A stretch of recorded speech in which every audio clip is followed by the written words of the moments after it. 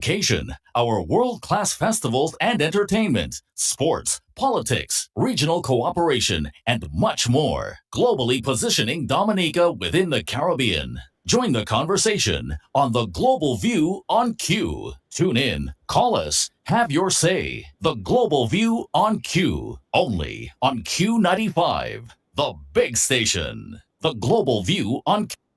Good Good evening. evening. Good evening to you at home and or in your vehicles if you are on the road or listening on the radio or on the internet in Dominica or abroad. Thank you so much for choosing Q95. This is the Global View on Q. A very, very warm welcome to all of our Q family listeners at home and globally. I'm Sheridan Gregoire, Mr. G.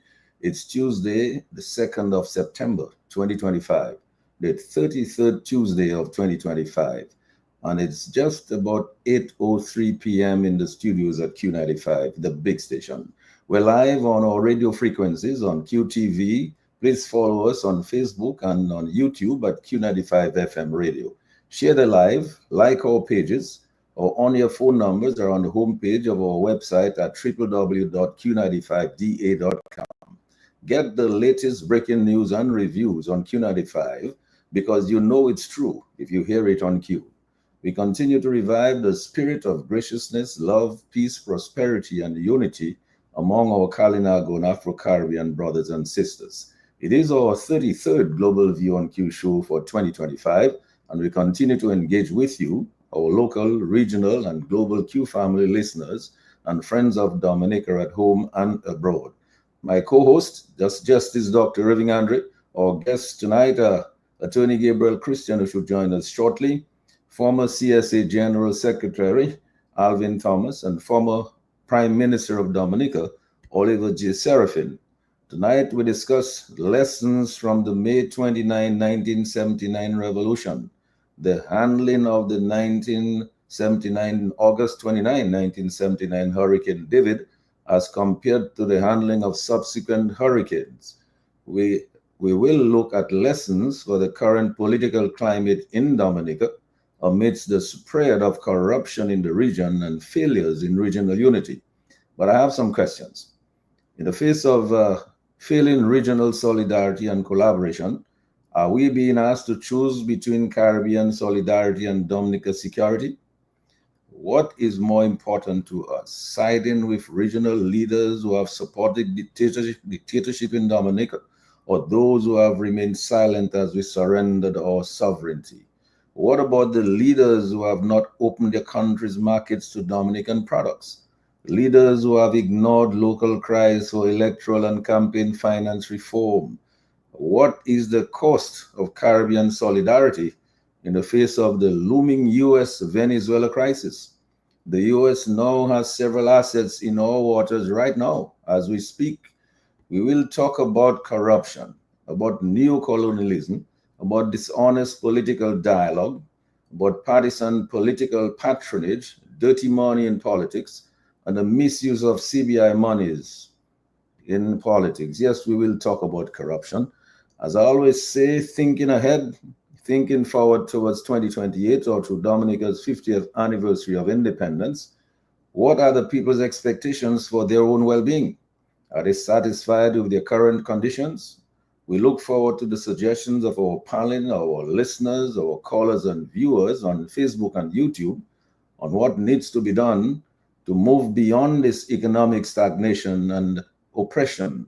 My co-host, Dr. Irving Andre, Attorney Gabriel Christian, former CSA General Secretary Alvin Thomas, and former Prime Minister of Dominica O.J. Serafin will all share their ideas and suggestions on lessons from the May 29, 1979 revolution, the handling of the August 29, 1979 Hurricane David, lessons for the current political climate in Dominica amidst the spread of corruption in the region and regional unity failures. So, as usual, we invite you, our Q family and friends of Dominica, to help us give our usual huge shout out and big thank you to our farmers, our healthcare providers, our frontline workers, our police and fire officers, teachers, doctors, nurses, public and private sector patriots, and friends of Dominica at home and abroad.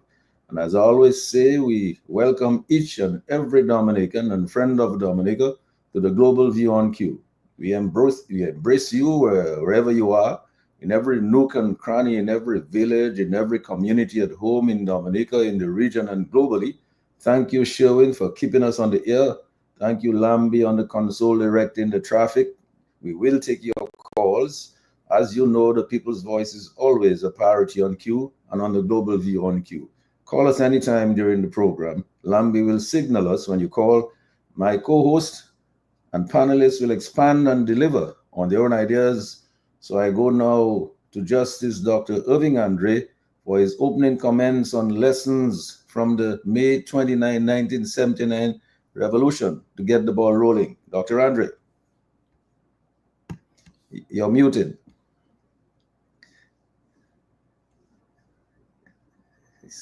You need to unmute your mic. Yes, thanks for the Yes. introduction, and let me welcome my panelists and let me welcome the listeners who've taken time off on a Tuesday to be with us. And obviously, there's power in the word, and hopefully, the word will bear fruit at some point or the other. Lessons from May 29, 1979. It seems to me that there are four or five different repercussions of what transpired on that date that quite frankly resonates with us today. First of all, we've said in the past on previous programs that May 29 did not just happen overnight. There was a chain of events that culminated in May 29th. A set of strikes throughout the 70s, social instability, rising cost of living, union militancy. Even the churches were not sitting on a fence as they may be doing today. Unions, there was a unanimity of purpose among unions. And that also figured in why, by all accounts, over 10,000 people gathered in Roseau, in the vicinity of the ministry, to protest and oppose the impending enactment of two pieces of legislation. So here we have what accounted or what caused or what precipitated change in May and June and July of 1979. A coming together of whether it's public workers, private workers, business people, farmers, teachers, students, trade unionists. They were joined at the hip by a common cause. That is to say, they had an interest in the preservation of democracy because they collectively felt, at least their leadership, that democracy was under threat. Why? Because the proposed legislation dealt with proposed changes, which would emasculate press freedom significantly, and secondly, which would significantly limit the right of unions to agitate on behalf of their workers. Again, you compare and contrast what transpired in May 79 to what is transpiring now. You have unions today living in silos. You have teachers who go about their business, who are content with a 1 or 2% raise, and who wants to do nothing, let alone engage in collective action to improve not only their salaries, but their working conditions. We have the business community divided to the bone. We have even the opposition, quite frankly. There's significant fissures, significant schisms among those folk who are opposed and who are desirous of having a true functioning democracy in Dominica. Attempts at coming together have been all for naught. And the question is, have they learned the lessons of 79? The power of people coming together, the power of people working together for the common good. What solace is there to reside in silos, divorced from the causes of other organizations in the community? The second lesson, in my view, the enactment of legislation, the proposed inaction of legislation, which would significantly curb tenets of democracy that we take for granted. People were prepared to stand up. It became violent, and my view is clear, and there are those who would be opposed to what I indicate. It became violent after the Defense Force, quite frankly, serving a political deity, thought that they should up the ante by introducing tear gas and ultimately bullets. But you have legislation being the precipitating cause of what transpired on May 29. But look at where we are now. We have legislation being proposed a few months ago, which defines or which eradicates free and fair elections as we know it. And I heard recently one leader said that every political leader in Dominica has paid for foreign Dominicans to come to Dominica to vote. LeBlanc never did it. Eugene Patrick John certainly never did it.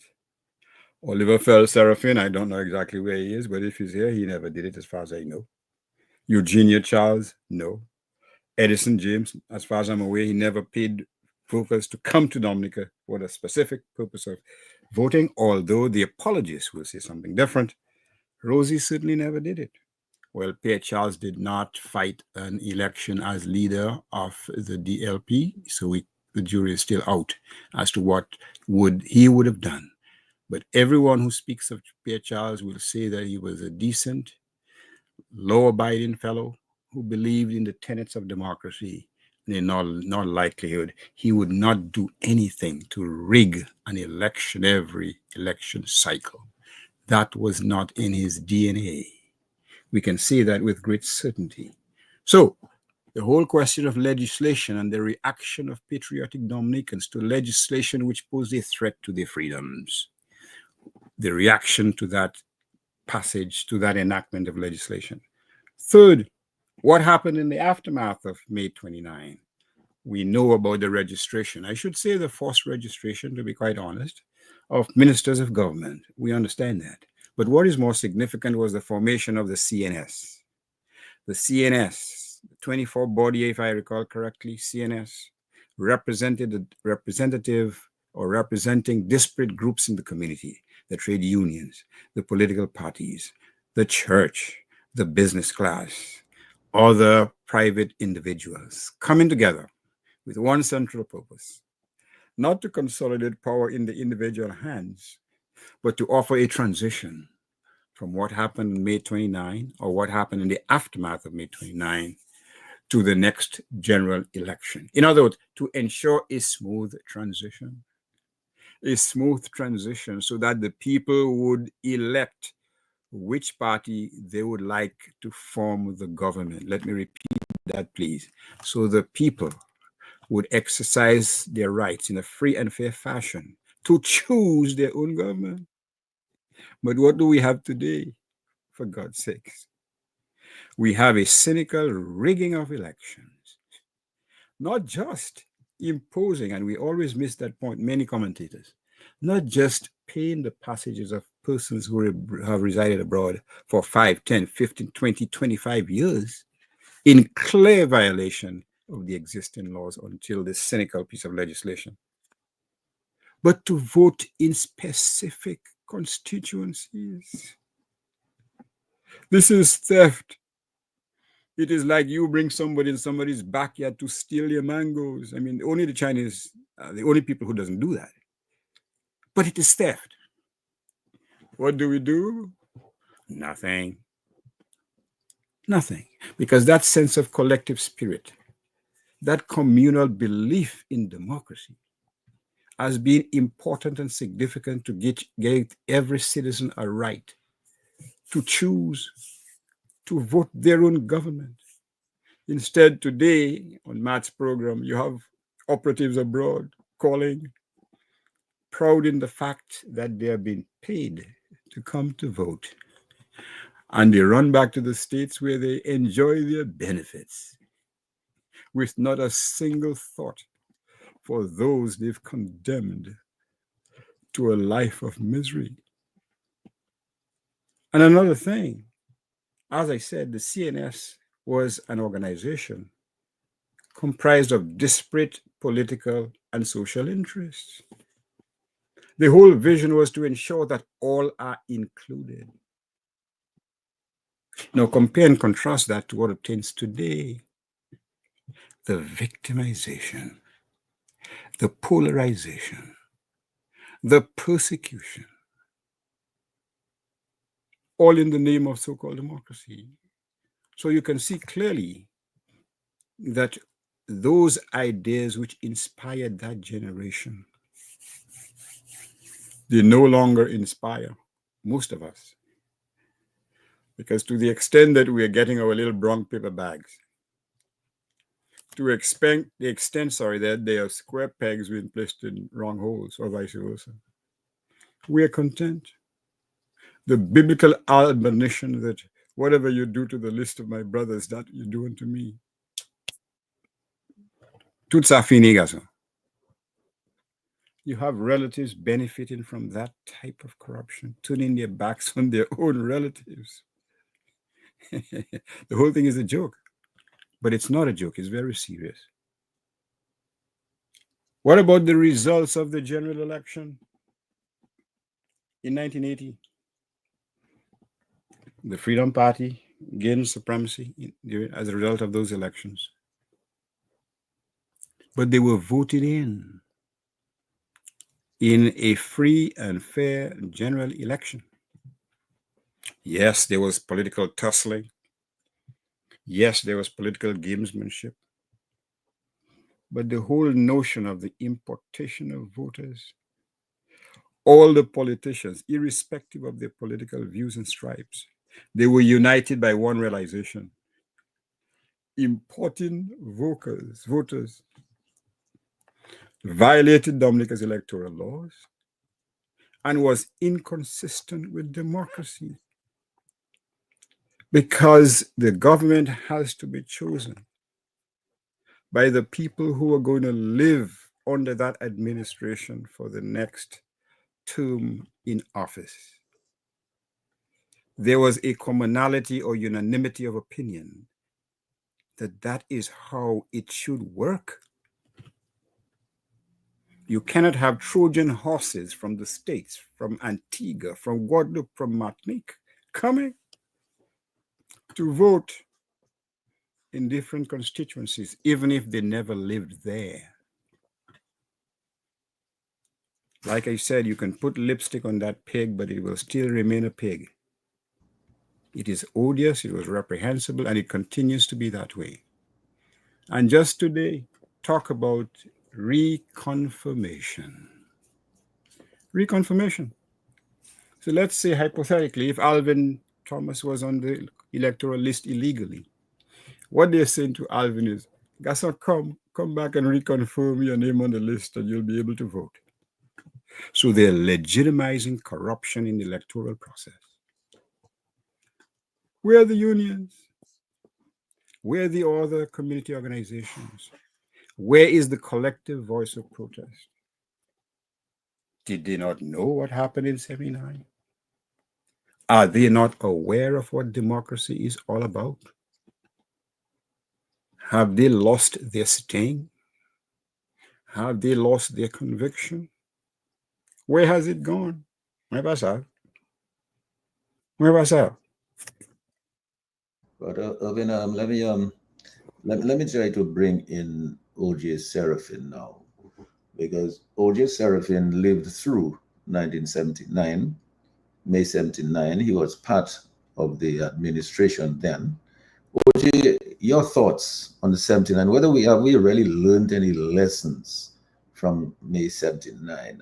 Put on your mic so that you'll be able to speak. Well, first of all, I saw at Justice Andre made a couple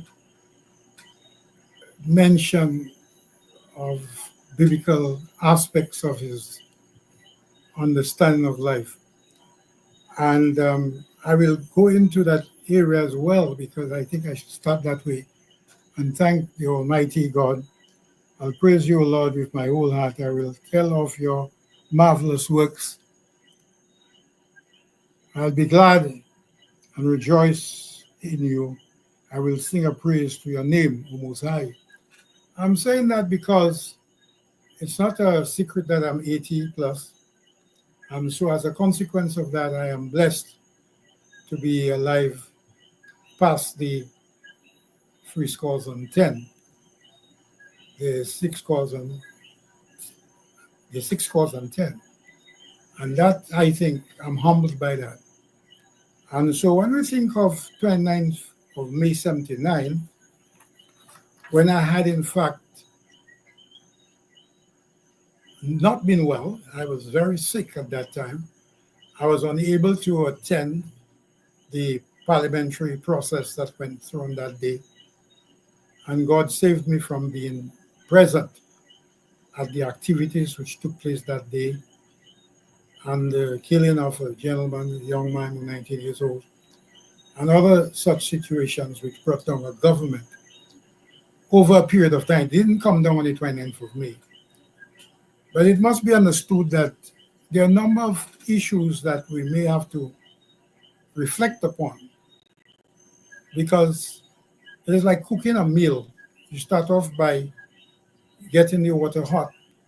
You have to cut the various aspects of the provisions and so on, clean the fish or the meat or whatever, and prepare to boil. And after a period of time, it comes to the boil, and then you serve it. 29th of May is similar to that, in that it began as way back as 1968, when the freedom fighters with an organization were extremely hostile to the passing of some bill, the Shut Your Mouth bill. And it was at that point in time that very organized ability of the opposition to find strength in numbers began that process. But the worst came in 16th of December 1971. And there it was that a similar situation was about to occur when the mace was taken and treated with a lot of respect. The Speaker of the House was attacked.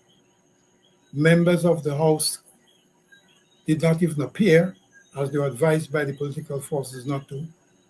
That went on to 1973, I believe it was, when the Papa D business came up, and there was another uprising of a kind, and the stresses of leadership became so acute that Libra decided at that point to give up to Patrick John in 74, I think it was.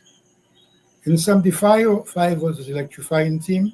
That's where I came on board as a member of that group of young men who took over as the representatives in the various constituencies.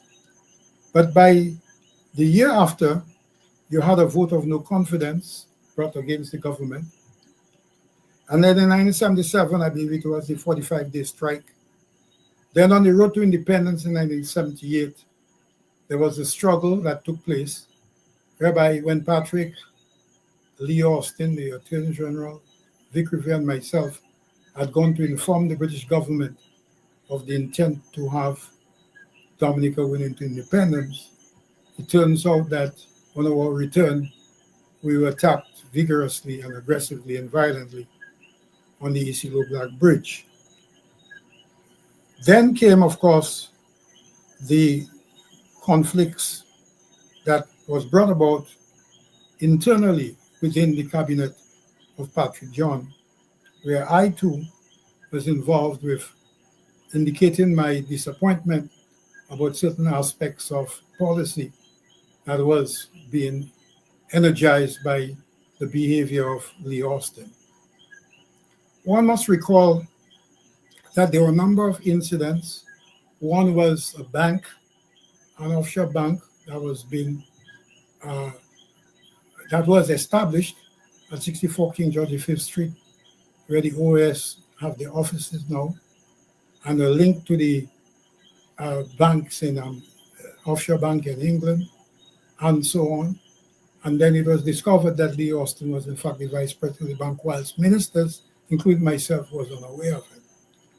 And there were other shenanigans that took place with the chap called Poet Z, who was the Minister of Foreign Affairs, I think he was, of South Africa, engaging with Lee Austin to sign a letter which indicated a desire for Dominica to become involved with an association with South Africa as it pertains to production of petroleum and so on, and other activities with the South African government, which at that time had lost its legitimacy as an apartheid country.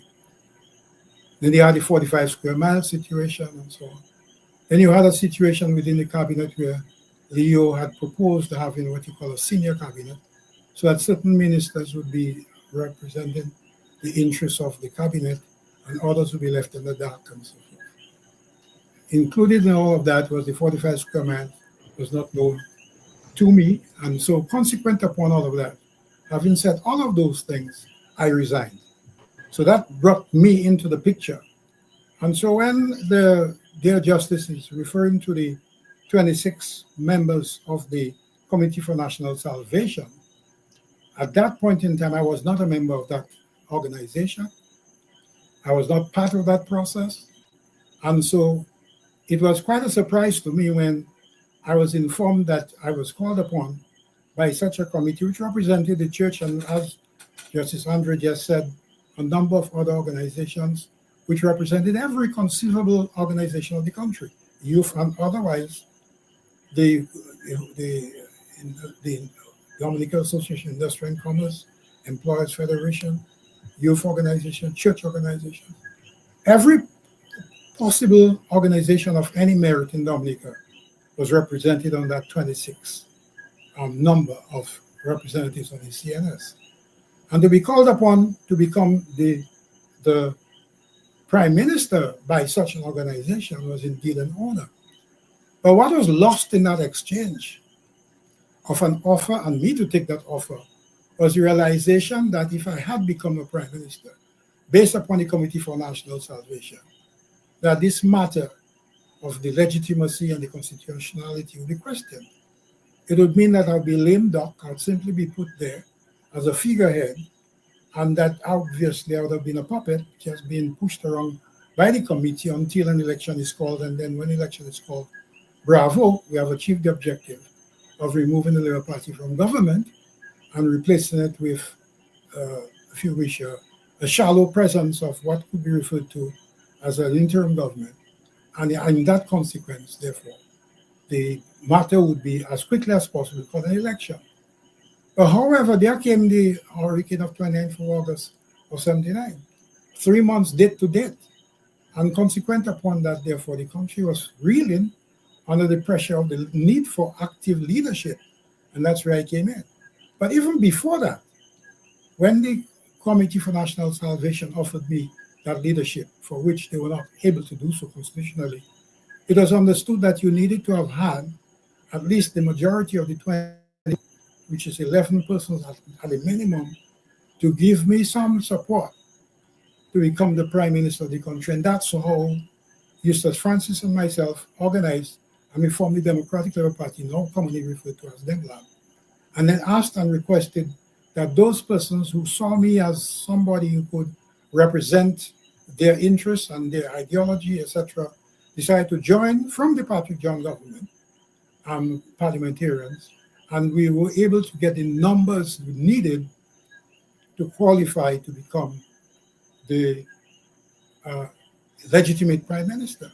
So it was my own personal effort in that regard to form the Democratic Labour Party, to get members of the Patrick John government to join forces with me and the members of the opposition and independents and form a government. And so when the hurricane came by 29th of August, here I was having to face a country's responsibility to bring back some level of common sense to the people who were completely confused. I recall very well when I first came into the police headquarters, where we were going to use there as the headquarters for the administration of the business of government, I remember walking through the mob of persons out there, and people were like, you'd swear you were in a movie where everybody was struck with fear. Their eyes were open, and it was a dream. It was almost like a dream, like a nightmare for me. And there I had to face that responsibility of finding solutions to those folks. I didn't take long for us to do that. And in doing that came some very useful assistance from persons of consequence. You had going out on road trips with me throughout Europe was Julian Johnson, who came with me to France, talk and meet with the cabinet of France. It was Julian Johnson who was with me when we went to the Miami Conference of the Caribbean, where people like Andrew Young was present, Sally Shelton was present, and all the prime ministers of the Caribbean was present. And I made a stellar address, which was recognized as one of the most profound and stimulating addresses that was made at such a function. And there I received support from the other government leaders of the Caribbean. And of course, we continued on a road trip throughout North America and Canada that included the best that I could find. Philip Nassif was one, NGO Liverpool was the other. The third was Colin Booley, and of course, Judith Pestiner. And we went from the United Nations to the government departments of the United States in New York, on to Flora MacDonald in Canada, and represented Dominica very well, with the result being that we got an enormous amount of aid coming back. And then, of course, you have Sheridan Gregoire, who was present with me too when we went to have a meeting with the CDB and received a tremendous response from donors and other persons and who agreed to contribute to Dominica's situation. There was also the fact of the meeting in Cuba at the Northern Line Conference, where representatives from Dominica were there. In fact, the representative was Bernard Wilshire, and Rosie Douglas came in from Guyana, unannounced by me as far as I know. But at the same time, we received some benefits that were tremendous, in that a number of countries that formed that organization decided to contribute to Dominica. And so what we saw was a movement. And what we are hearing, though, is people remember how well that they received benefits out of that hurricane. But what is most important, and I think I would like to register that now, is the fact of the relationship building. Because coming out of our independence in the 3rd of November, 1978, to the 29th of May, we didn't have much time to announce our presence on the world stage. But Hurricane David gave us that opportunity to talk at all those forums, including the OAS, where I was encouraged by the OAS Secretary General, who, having heard me making a contribution, decided that he was going to use my resources in order to get the support of Caribbean leaders to get back into a position on the coming election of the OAS Secretary General, and for which enormous benefits came out of that exercise. He was reappointed, and Val Makumi, I think was the gentleman's name from Barbados, was the one that he agreed would give equal support from South America. Then came the situation of the appointment of Dr. Benjamin at the in Europe, a Dominican, married, I believe, to a German lady. And he was able to assist in Europe and give us a tremendous amount of assistance in getting STABEX funding and financial support for agriculture. So the list of contributions that were made out of that came to Dominica. And I must say this, after all of that was said and done, the amount of food that was coming into Dominica, many people have agreed that they hadn't seen so much food for, even during the time when things were normal. And they were asking for me to continue giving them food. And then came this crucial moment when a certain gentleman, I'll name him right now, and with all due respect to Secretary of the CSA, Mr. Leta, But his counterpart, Charles Savran, was the one who was in charge of the food desk, who decided that we have had enough of those free foods and that I was using the free food for political advantage. And he decided that he is going to ensure that we receive no more food supplies. So the food from PL 480, the Catholic relief food, and all the other benefits that we could have got for Dominica came to a halt. And it was there we had discussions with the USAID through Sally Shelton and so forth to agree on a formula by which we could override that situation of not accepting food from donor countries by letters that left the government of Dominica clandestinely without my knowledge. And it was agreed then and there that we should have a food for work program. And hence come the OJ dollar, they call it. But really it was value for work done. And the American embassy agreed that they would give us an amount of food as necessary, food and building supplies. If we could get the nation back to work, they would work, and when at the end of the week, they would collect supposedly the work for the food for work program coupon, which is like a food stamp. But then lo and behold, somebody found out that the coupons were at the stadium in Canefield, and it was ransacked and it was thrown all over the place, and there are Dominicans all over who have copies of that food for work coupons. It was not, as some say, that it came from a plane and dropped on the ground. It wasn't so. It was some people who went in and broke and entered into government storehouses and removed the coupons and blocked that campaign, that program. So I'm saying all of that to say that there was a basis for a lot of things that we were doing in government.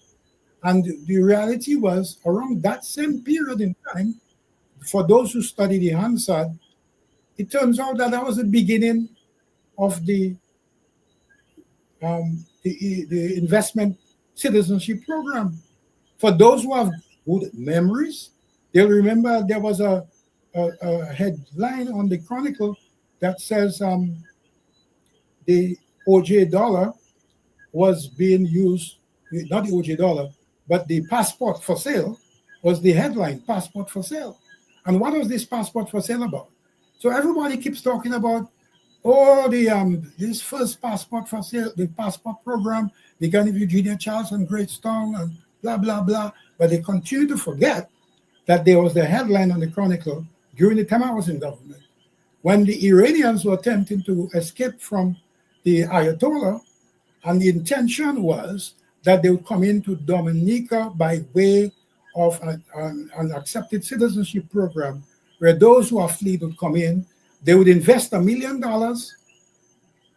in their first year, and they would be paying, I believe it was $50,000 as a deposit, so that we would process their paperwork. And if they were found guilty of some crime of the past, it would be confiscated and their passport would be withdrawn. So this is the beginning of the passport program, really. Yes, and it is in fact in the Hansard of Dominica. Okay. Well, OJ, yeah, I think we leave the rest of what I know you have a lot more to offer. We leave the rest for a little bit later. But Gabe, you welcome on board. I mean, thank you very much. You lived through May 79, and you lived through Hurricane David of August 79 as well. Your thoughts? Well, you know, especially in terms of lessons that we should have learned from all of that.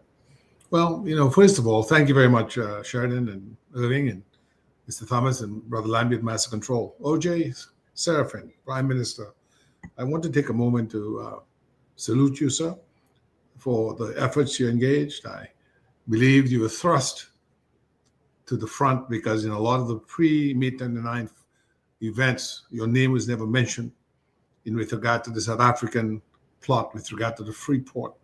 And so people saw you at that time. I can say it because you know me well.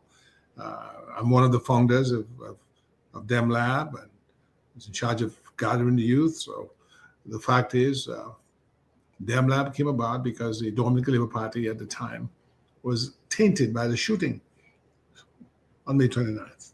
And so since the Committee of National Salvation had no legal standing, it couldn't appoint you. What had to happen was the members of the Dominican Labour Party who formed the majority in Parliament had to be persuaded, sometimes rather sternly, to throw their support behind you. And I must say that when I interviewed Eugenia Charles in 1996, it's in her book, Mamo, The Life and Times of Dame Mary Eugenia Charles, she said that it was her view that the Labour Party had been elected to office and should remain in office until the next election. She was a strict constitutionalist, and she felt that to remove the Labour Party by revolutionary means would be to throw out our constitution just 6 months after it had been enrolled at the independence of the island. So there was an understanding also by her and the Freedom Party that the Labour Party had won the election of 1975 and should be allowed to finish its term. And so the members shifted their allegiance from Patrick John to you, and you became the duly and constitutionally elected by your parliamentarians on the Labour side, Prime Minister of Dominica. Sheridan, what May 29th did was it threw up, amidst the chaos and the death of Philip Timothy and the baby whose name remains lost to history, the committee that later on, I think, saved us from total collapse, because what had to happen during the time that you, Sheridan, was a member was you had to build a degree of amity, a degree of collaborative spirit, a degree of agreeing to disagree, not disagreeably, that patched together the fabric of our nation sufficiently so that when the forceful winds of David devastated our island, we were able to come together. We had no civil defense. The defense force was on the ropes, having stained itself on May 29th. The Cadet Corps was not organized. The police service did its best. I remember the Trade Bureau, the External Trade Bureau. Sheridan, I was trying to get that name. I couldn't get it. The ETB. ETB. That's Over right. at Dumtrack, where Dumtrack was, where the aid bank is today. There was the External Trade Bureau, and they were in charge of importing staples, rice, flour, sugar. And people went over there to loot on the morning of the 30th. And Owen Phillip, I can see him now, very serious police commissioner, executed his duty, and he led a baton charge. And Bogoroy was in the wings, because Bogoroy, that's Roy Williams, I believe was the ETB director at the time. Am I correct, Mr. Prime Minister? Yes, indeed. And so what happened was, if I can draw any sort of lessons from that, is that when you have a disaster, as I said to Skerritt back in 2017 at the Organization of American States, when representing Rebuild Dominica, I said to him, Prime Minister, Dominica has been destroyed. It's a terrible, terrible thing that has happened to us. But it behooves you to do now what the British did in 1940, that is create a government of national unity. He said, I can't do it. That was not true. He didn't do it. And the whole issue of rehabilitation of the country is still not complete. Not even a reforestation campaign we've had, and our Quemte has been washed away. We suffered for it. Dominica does better where we work together. And where you try to hog the limelight and turn disaster to your own political ends, you may have short-term victory, but you'll have long-term loss. And that is the message of May 29th, the chaos that came after it, and August 29th, 1979, Hurricane David came, and as Prime Minister Serafin said, never have Dominicans seen more food. In fact, I said to you, Brother Sheraton, the word ration was misused, because ration means being parsimonious, meaning that you're doling out a little bit. There are people who put on weight after May 29 that up to now have never lost the weight. I'm not one of them, but the fact of the matter is, there are all kinds of support coming from the Organization of Non-Aligned States. Saddam Hussein gave $1 million. The Ayatollah gave $1 million. For heaven's sake, Yasser Arafat of the PLO gave $10,000.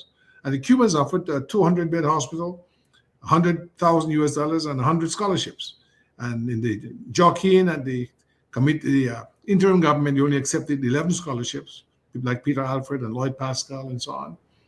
The hospital was shelved because at that time, United States CBs were in Dominica. and flags had been distributed saying that the communists are coming. And, of course, we were all eating. I'm sure Alvin Thomas remembers that, out of the green cans, the Army rations. The U.S. Army rations were widely distributed out of green cans, lasagna and, meatballs and spaghetti and tuna and corned beef hash and chicken hash and other things that people had never seen before. So I want to commend those persons in the police service. They are now long gone in leadership, like Mr. Joseph and certainly Commissioner Owen Phillip. I want to commend those folks in the Freedom Party and the unions and our Prime Minister, O.J. Serafin, who came together at a time of great loss and joined hands to stabilize the country. And I'm very thankful for that, and I'm hopeful that in years to come we can have a good civil defense, and we can have governments that's less given to partisanship and more given to protecting what is in the national interest. Thank you very much. Thank you, Gabe. Alvin, what are your recollections of May 29 and Hurricane David of August 1979? And of course, the lessons that we really should have learned from those two things. Well, Mr. G, good evening, and good evening to the rest of my folks on the panel, Gabo, OJ, and Irvin, and Lambe on the console. Good evening, Lambe. Even before I answer the question, I want to kind of shift a little differently, and maybe to ask a question of us. Why are we still having those conversations? And are those conversations leading to some possible change? And I'm saying so in a very not facetious manner, but we're having those conversations. And the question surrounds our own ethical compass as a person, our value. Because that's where we are now. Quite apart, I agree, we want to look at the lessons. And I think OJ did a very good chronicled how 79 is not in isolation. Most times when we have a conversation about May 79, we tend to discuss it as a one-off incident, which is not. And I think he sort of addressed some of that. I wouldn't want to repeat all what he said, but I will make mention of some of that. But as a young man growing up, I joined an organization called the Dominica JCs. And you're familiar with it, I'm sure, Mr. G. I was also a Boy Scout. I wasn't a cadet like Gabo. And I also served for many years in the credit union movement. And in the Dominica JCs, we have what is called our JCI Creed. And as individuals, as men and women, you have to have a moral compass. What is it that guides you as an individual to wake up in the morning, to do what you have to do, to serve your people? And our creed, if I may, permit me, starts off by saying, we believe that faith in God gives meaning and purpose to human life. And basically what it is saying, it recognizes that there is some sort of spirituality foundation of every human value and a belief that there is a higher principle. So whenever we are, whether prime minister, governor, whoever it is, there is a higher being. That the brotherhood of man transcends the sovereignty of nations. Humanity is interconnected. We're all interconnected with each other. As Dominicans, as Caribbean people, through CARICOM, OECS. That economic justice can best be won by free men for free enterprise. True fairness in economic life is achieved when individuals have the freedom to create, innovate, and compete within fair system. We saw what happened with the guys who were selling their coconut. They were trying to get an economic life for themselves. That government should be of laws rather than of men. Meaning that the rule of law is not with the whims and fancies of any individuals, but at government, there should be governance, which is something I'm sure we will address somewhere tonight. That Earth's great treasure lies in human personality, the unique creativeness of us as Dominicans. Why are we still having this conversation? What are we doing? Where are our values? Where are our ethical compass? And that service to humanity is the best work of life. That's the creed. Okay? And basically what it says in a nutshell is that leadership must be guided by values. What are our values as Dominicans? Service transcends personal gain. Today, people get into service to line their pockets, to become rich, to have 5 houses. Libra transcends service. Libra wasn't there for personal gains. Our loyalty to humanity is greater than to division. We divide. We don't bring people together in unity. That each person, each individual has the power and responsibility to change the world. Our constitution starts off by saying, we the people, whereas we the people. Okay? So this is what guides me as an individual, even at my ripe old age, having just did 70. Okay? Then there is a prayer that stays on my desk in my office. And every morning I try to say it. Again, guided by what molded me. I served for well over 20 plus years at various levels in the credit union movement. Started up in supervisory committee, went all the way up to the board. So with people like Julius Timothy, I heard we had a tribute for him a couple of days ago. Julius was the president, Babs was president, Julius vice president, I was on the board. It was during that time we built this credit union building in Roseau. I remember there was a lot of argument. You go put that building there, where is parking? Julius said we could put parking below. And we had this discussion as a board. Our prayer of St. Francis of the Assisi says, Lord, make me an instrument of thy peace. We all are familiar with that prayer. Where there is hatred, let me sow love. Where there is injury, pardon. Where there is doubt, faith. Where there is despair, hope. Where there is darkness, light. Where there is sadness, joy. We all are familiar with this prayer. So I'm saying this to say, Mr. G, and let me just at this point as well join Gabo in thanking OJ, Mr. Seraphine, for the role he played during that tumultuous time in our history. Tumultuous time in our history. Because bear in mind what was happening at the time. And he inherited a human disaster and a natural disaster within 3 months. And had he not stepped in and played the role that he played and realized that that leadership must be guided by values, that transcends personal gain, that he was not going in this to become rich, then we would have been in a different space than we are today. Okay?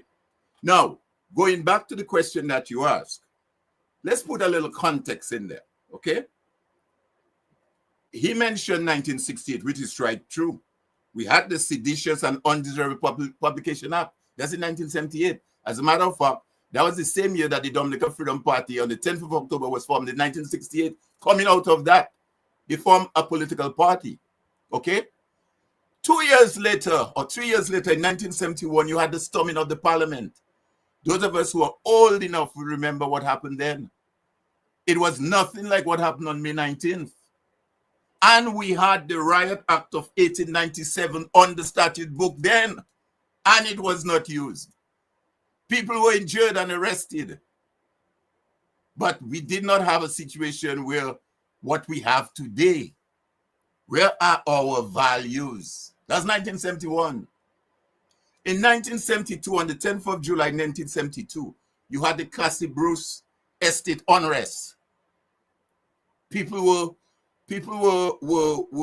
I heard Irving ask, where are the collective voices? The voices were there. On the 10th of July 1972, a young agronomist, African Matter, came back, put in charge of Cassie Bruce estate. They tell him, we want to fire people. He said, no, I can't do that. It's not right. It's not fair. It's not just.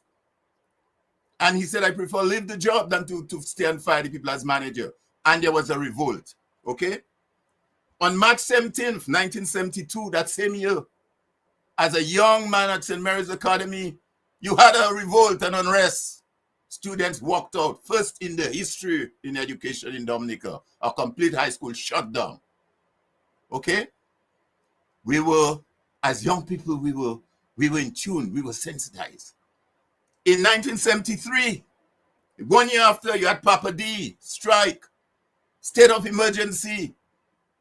OJ Goodfriend, Charles Sovereign, the house arrest. Ozzie Sims under house arrest. JJ King. That was 1973. Okay? March 11th, 1974, you had the Geneva Estate uprising. I'm just putting that out so those younger, a little younger than me, can understand the perspective and the history. Because if you don't get the history, the base, you're just talking in isolation of one standalone incident. Okay?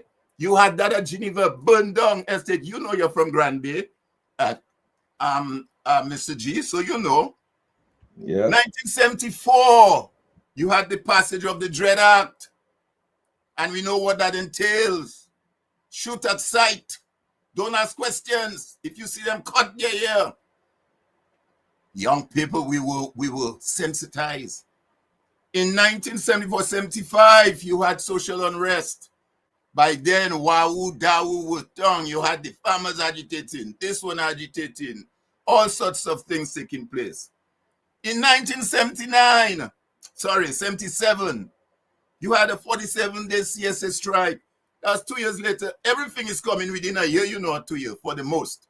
47 days, a country shut down. And then we came to May 29, 1979. Now, mark you, within the region, you had upheaval because on March 13th of 1979, you had the overthrow of Eric Gary. Now, So it was let me ask you this, Alvin. In the 47-day strike, that was brought on by whom? the CSA, but it wasn't the CSA in isolation, Sheridan. As Irvin rightly pointed out at the time, you had the church involved, you had the business sector involved, you had the farmers involved. Let me tell you, I remember as a young man, the amount of food that was coming in that parish hall. It was better being on strike than working. You had fig, you had dashing, you had planting, you had fish, you name it. So there was a collective approach. But what I'm saying is that all of that culminated from all those years, all these various events that I just mentioned. And like I was saying, in that very same year of 79 in March, you had an overthrow in Grenada. So the region as a whole was somewhat volatile. It carried itself through to the extent of what happened to Walter Rodney in Ghana a couple years later. So it was a region that was very volatile. Dominica was volatile, and that's what gave rise, part of it, to 79. Now, the question is, what have we learned? And I go back to what we said. Where is our guided values as leaders? The leaders we have today.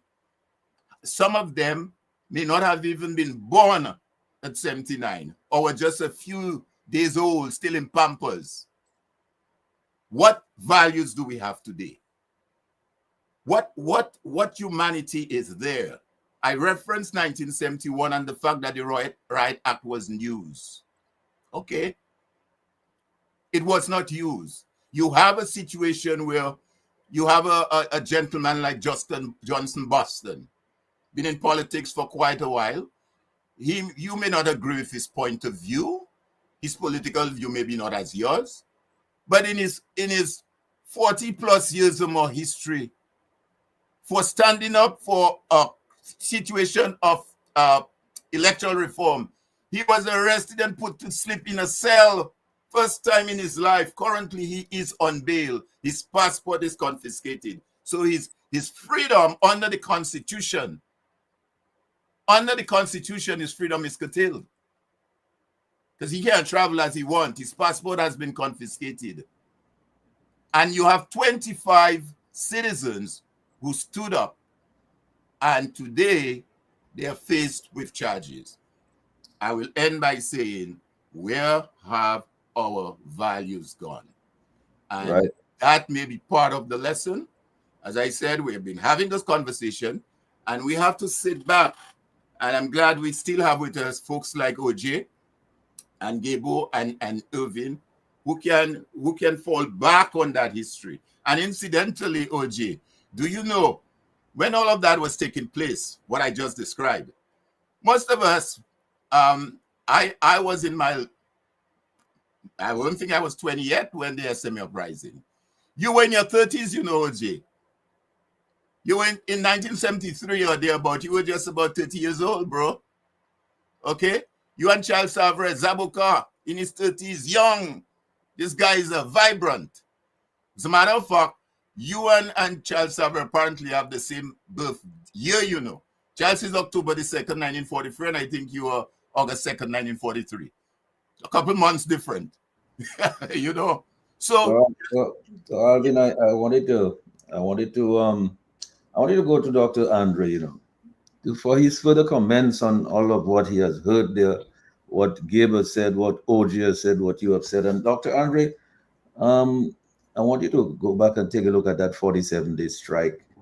Yes, Sovereign was a front man there, but I mean, he could not have shut down the country without Zabuka. exactly. Well, obviously, it was a unanimity of leadership that precipitated that strike. But look at the strike, because again, Alvin made reference that the Riot Act was on our books; it wasn't evoked. The Riot Act, the provenance of the Riot Act, goes back not to 1897; it goes back to 1715, and it was first enacted when London was under siege. Marauding bands of Londoners were burning and looting. And that was the justification for reading the Riot Act to looters and those who were involved in destruction of property. And it is in that act that you had that immunity to state agents, even if they maim or kill someone involved in that activity. And the child of that type of legislation was invoked in March of this year to arrest persons who had not even thrown a marshmallow, persons who had not even been involved in violence. Indeed, those involved in violence were the state agents themselves. And we're not talking about a colonial administration. We're talking about an administration from persons who regard themselves as coming from the working poor. So what we have is a negation and a castration of history in terms of the use of power.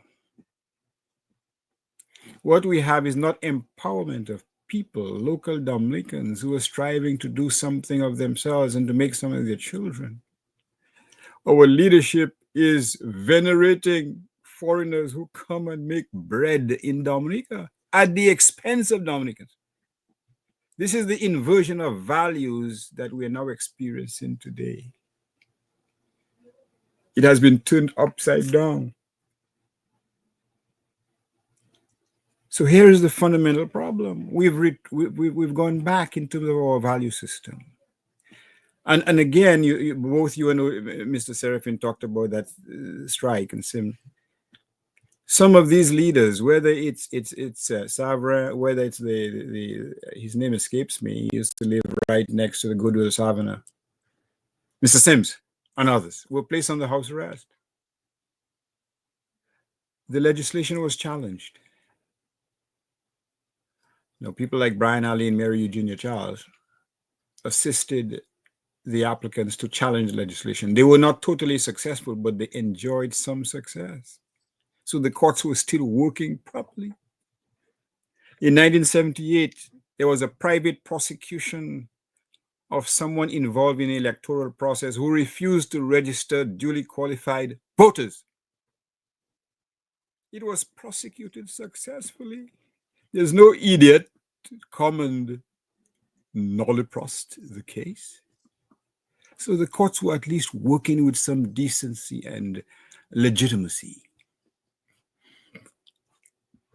And the question is the same phenomenon happened?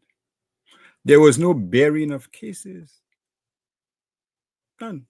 There's no Lazarus in terms of the justice system. So that way back in there, at least some of the institutions of governance were operating. They may have been under siege, but they were operating. So we've regressed, and we have to bring back the milk and honey in terms of law and order. We have to ensure that people are treated equally, their rights are respected. We have to ensure that state agents do not cynically use the law on behalf of the political directorate, even where that use involves a flagrant violation of the rights of people. We have to restore justice to the land, because without justice, we are nowhere. And this should not be a matter of, okay, as Dice famously sang, one dictator replacing another. No, we have to set a totally different paradigm. The good thing is that there are precedents. Precedents for us as a nation, teaching us what happens when there's a scrupulous exercise of power by persons in leadership.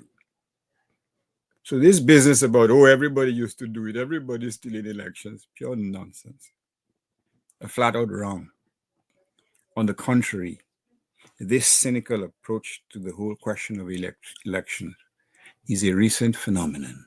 Started on about 2005, and it continues unabated because we're in the process of reconfirming under the darkness of night, or should I say, under the darkness of the World Creole Music Festival.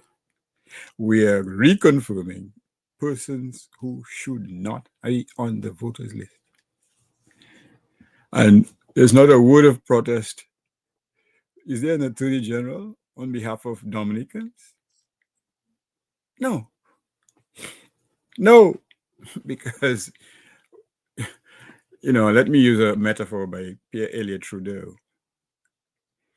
They present themselves as a group of hyenas feeding on the carcass of democracy with no sense of etiquette. Thank you. Yes, thanks a lot, Dr. Andre. Now, OJ, looking back on the proliferation of things that happened, you saw the sequence as, put on the table by Alvin and yourself, the sequence of events and activities that took place over the years leading up to May 29.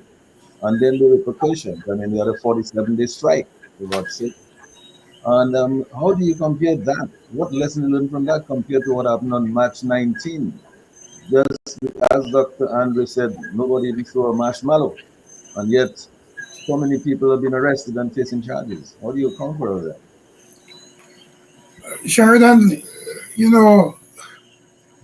what baffles me as a Dominican who was blessed to be in a position of some level of authority in the land,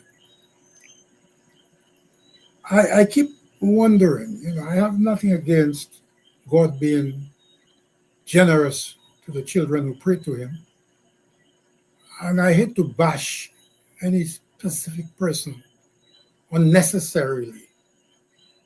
But what stupefies me at this point in time is how did a child sovereign who did what he could to create as much embarrassment for Liblan, basically was one of the reasons for his having to be removed from, that he removed himself from government.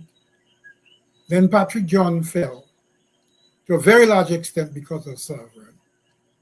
And then during my term of office, Sovereign, and with all due respect to my comrade friend here of the former CSA, he did request, I believe it was 127% increase of pay, despite the situation.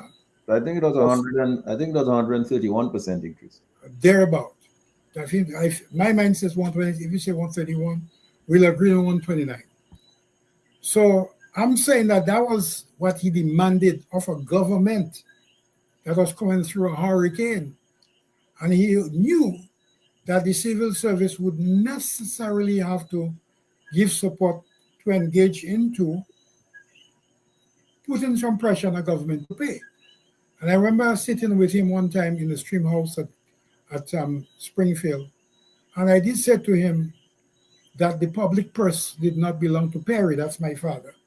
It belonged to the people. And if the various organizations are not taking a stance against those taxpayers, are not taking a stance against that payment of such a formidable amount of money in the face of the situation of an overthrow of a government, of a hurricane, and still you're asking me for that amount of money, I say, okay, let's let you have it. And that was paid. And throughout the entire 15 years of the Freedom Party, I don't think there was more than 2%, and maybe our dear friend later could probably advise me on this. But I think that's 2%, 1%, 3%. That's about it. Even today, as we speak, we're still in the 1%, 2%, 3%. The last time 100+% was paid during the time of my administration. But Sovereign escaped with that. And he became the president of Dominica, earning whatever 40,000 or whatever figure a month. And then even after he leaves office, whereas people like Sinoret and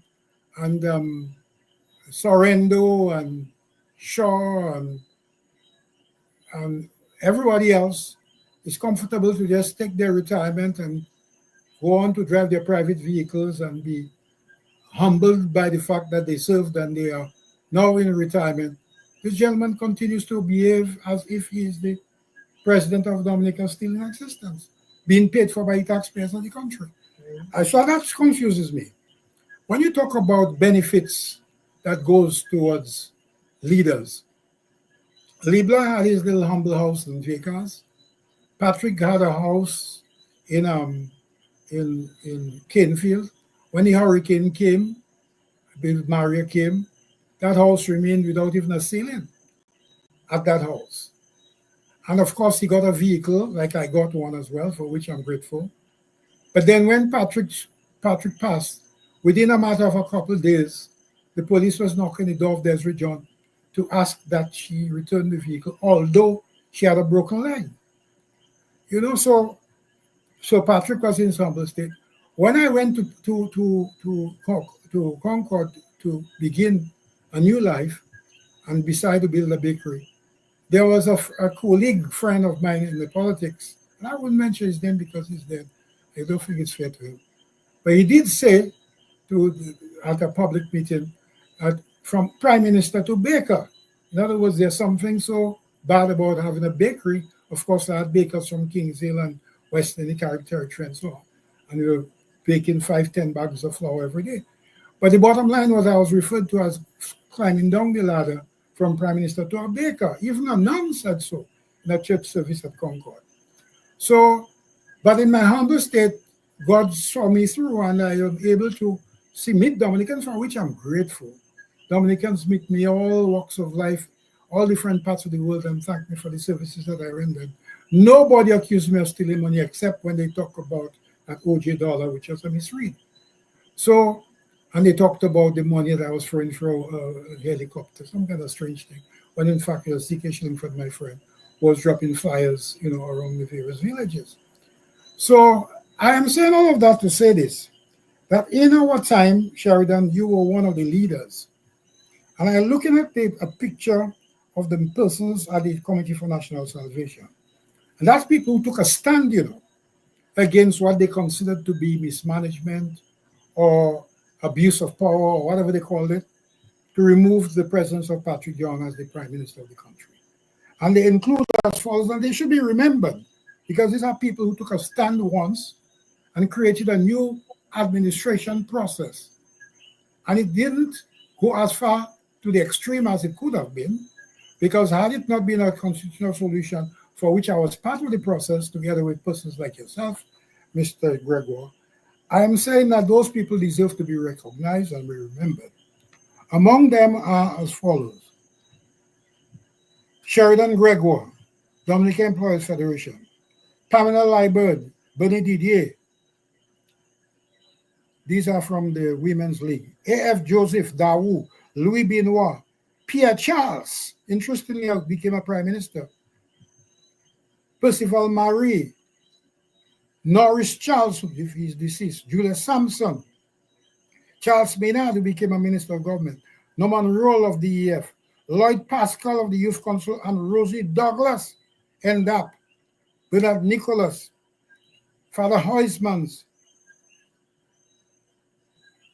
Eugenia Charles, Milton Eloi, Mike Douglas, who also served in government, Brian Allen, who became a Attorney General in my government, and with Eugenia Charles as well. Charles Savro became president. Curtis Augustus, Afi Martin, who served as well. Alvin Amantradin, Julius Timothy, who was recognized recently, Rollins J. Mott, and Bernard Wilshire.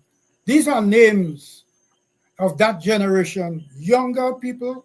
They were in their youth in those days. You do as well. I'm Sheridan Gregoire. And you all stood up and you believed in something and you stood up. Do we have that kind of presence today? Are people prepared to stand up for something that they believe in, whatever it may be? And I remember when I became prime minister, a certain priest, I wouldn't mention his name right now because I've mentioned it before in another program, but for due respect to the Catholic community, I wouldn't mention his name. But he did announce in a church service that Lenu Pate Satape Kai, Tape Bale, Lupon Kai. That was total and complete disrespect, for which my mother, who's the biggest churchgoer I ever knew at the Catholic Church, a leader of the Catholic Church, was given credentials by the church council, by the bishop, for her services to the church. She got up in that church service, as Catholics don't do, and says, "May connect Papa," meaning that this gentleman may not have known his father the way that I knew my father.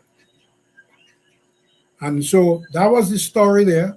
The disrespect to Patrick John, of course, is based upon a social disinclination to accept somebody who was from a position of some kind of oppression and some kind of incapacity in the social circle. But then also because he was Mamoson's son. So there have been a lot of social situations in Dominica. But guess what? The social revolution have been won. So that's the good news. If you look at the numbers of doctors that you have today, thank God to the schools in Cuba and other places, 80% or 90% come from Malawi children from the various villages of Dominica. So does the engineers, and so does the lawyers as well.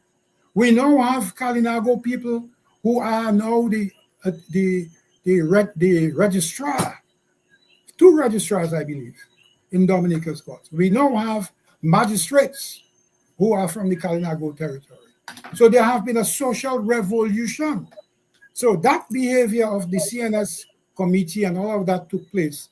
It created a new generation of very successful Dominican citizens from villages as far as Grand Fond or Hans de May or Calibichi or any of the villages of Dominica have some doctor, some lawyer at their home. They even have, for that matter, from Grand Fond, a pilot captain of Windward Airlines.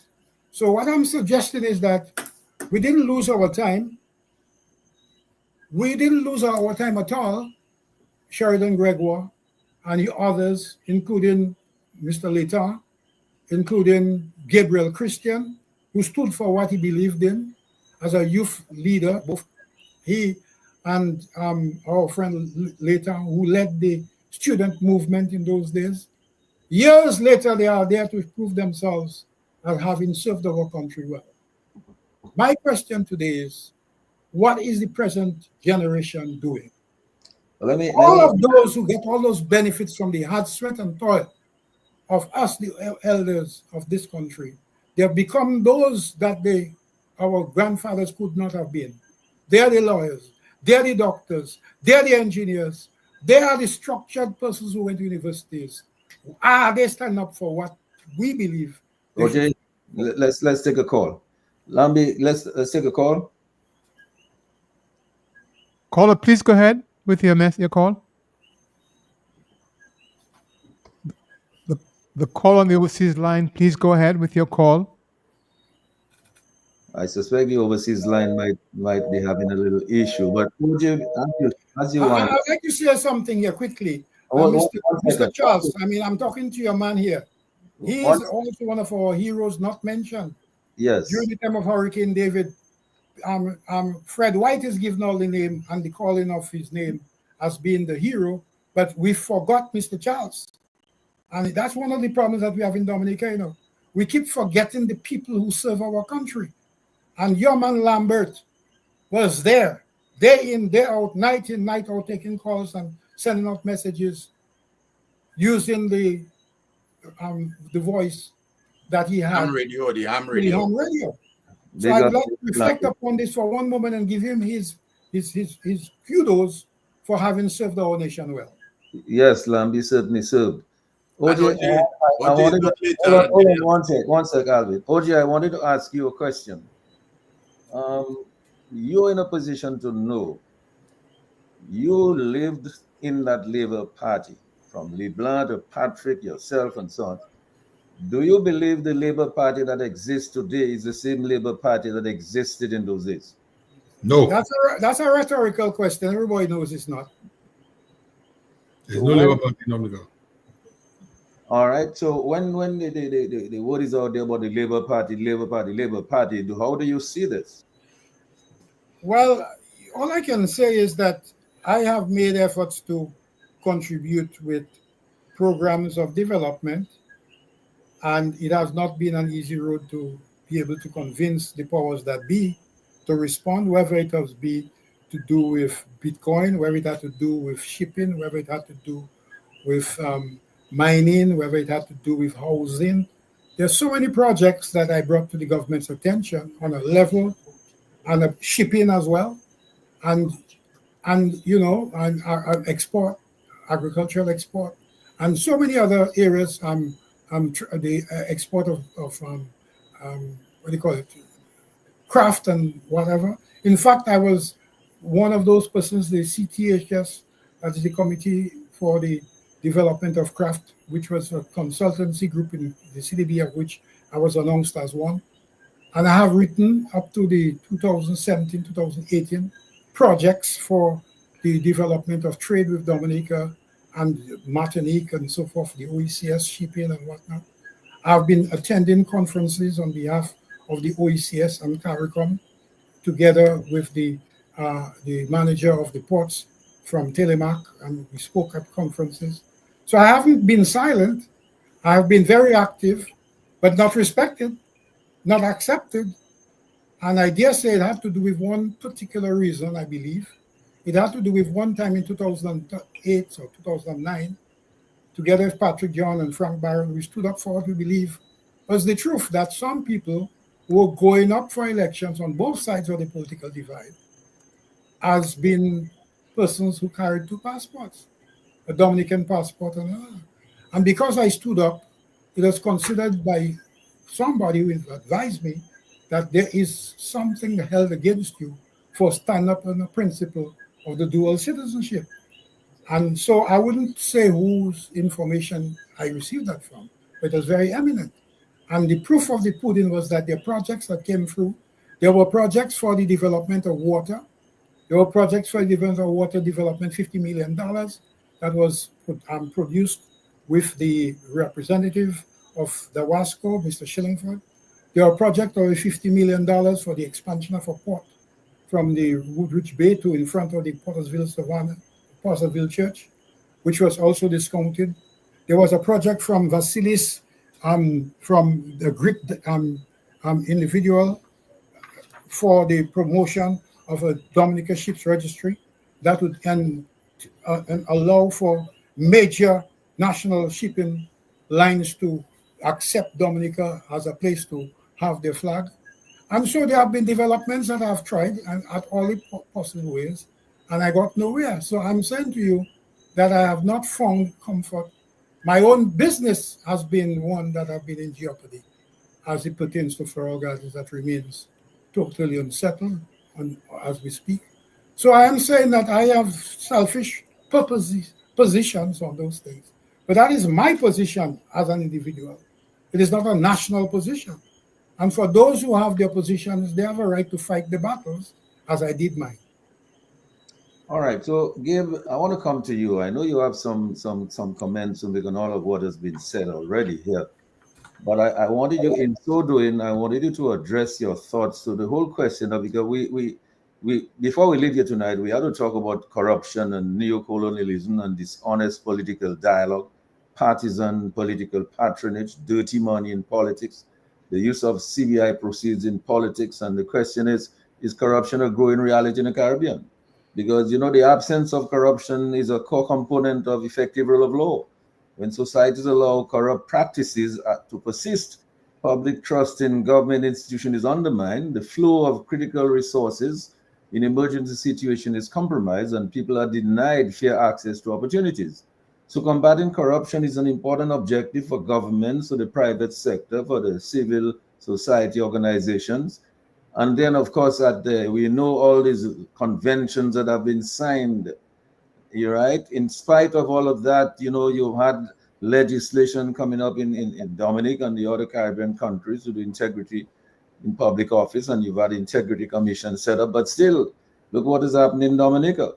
Look what happened, for example, in the Turks and Caicos. The premier Misic was arrested in Brazil on the Interpol arrest warrant, for absconding with some 180 million US dollars. In the British Virgin Islands, the premier and director of port sentenced to prison in the US. In Dominica, the Integrity Commission launched an inquiry into Prime Minister Skerritt. That was scuttled. Civil society membership of the Integrity in Public Office Commission was terminated, and the investigation was discontinued. Jamaica's Prime Minister is now fighting an inquiry by the Integrity Commission of Jamaica. And the CBI programs in 5 OECD states have serious accountability issues. So, Gabe, and then, of course, later on, I want to talk about the U.S.-Venezuela situation. The U.S. has assets in our waters as we speak. So, Gabe, your comments on some of those. The leadership of the current English-speaking Caribbean islands, with few exceptions, are a rebuke to those noble leaders that brought us political independence. As for Patrick John, he's a Jesus Christ and Mary Magdalene combined. He's a saint in way of corruption or lack thereof when compared to what goes now. Nobody could point to Patrick John as having stolen government money and grown rich with mansions on her heel. He had his mistakes and he faced the music for those mistakes. Today, what do they give our young people? The song is rum, not juice. You were drunk last night. You were drunk the night before. And you shall be drunk forevermore. That's the song they sing after they put back the bench, the red bench. That's the song. They had to jump up, and that's the song they were singing. So young people, therefore, have not been sensitized to duty as persons were in my time by serving in youth organizations. I mean, here we are, almost 50 years of independence. We do not have a national youth organization that's worthy of the name. Where's the National Youth Council in all of this that's going on, where we do not know who rules Dominica? Dominica is a colony of a money laundering elite. Sheridan Gregoire, who's Mr. Abdullah? Do you know who he is? Can you vouch for him? No, I can't. Do you know his CV? Do you know what his references are? No. Alvin Thomas, who's Mr. Abdullah? Do you know who he is? Have you seen his CV? Can you vouch for him? O.J. Serafin, I know you voted in Dominica. Have you voted for any Mr. Abdullah to control billions? Was his position as the contractor on the airport submitted through the Procurement Act? Was it tender, O.J. Serafin? O.J. Serafin, you remember what tender? What is tender? Can you tell the Dominican citizens? Because I think they've forgotten the English language. O.J. Serafin, you remember that time in the newspaper they would say things like, and I quote, tenders are invited from suitably qualified persons for the building of a police station, building of a wall, $200,000, if that much. Now today we're talking about billions. And we have mystery men, non-Dominicans, fleecing the public like nobody's business. Violation of our Constitution. Judge Andre, something called the Finance Act exists for a purpose. What's that purpose? to ensure that public funds are placed in the consolidated fund. So we don't have legitimacy because so many of our leaders have climbed down from that lofty perch of civic virtue that Brother Al so eloquently outlined is part of the JC's creed. What the JCs were all about was what is called social responsibility, an ethic of social responsibility. That if you're serving in the public sector, you do the people's duty. And if you're a private businessman, I think it was Gandhi who said that commerce without a conscience is criminality. Gandhi said that commerce without a conscience is criminality. Where's the Dominican Employees Federation in this? Have you heard from them? Brother Lambie, when last did you hear a statement from the Dominican Employees Federation or the Dominican Association of Industry and Commerce? Do we have industry and commerce left? Or are we plagued by a bunch of passport peddlers who have no loyalty to the country? You see, when we were youngsters, when I met Irwin Andre this year, 50 years ago in 1975, we were loyal to Dominica. We were proud Dominicans.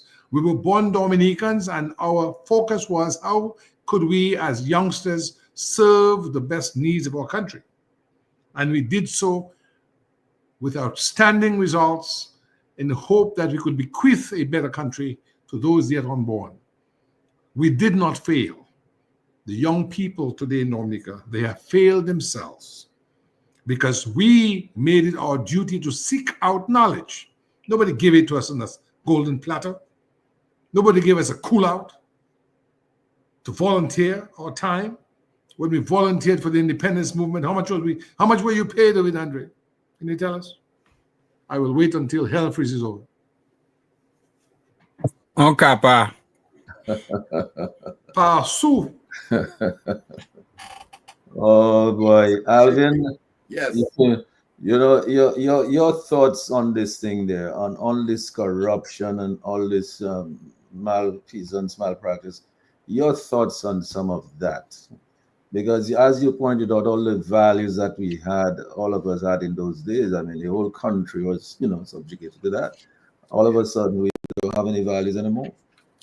Yeah, I mean, it is so true. And I when I started off in the public service many moons away, I started off in the audit department, and I worked under the director of audit, Gorman Robin. May his soul rest in peace. I'm sure you know Mr. Gorman Robin. And I work under the persons like Osborne Lewis.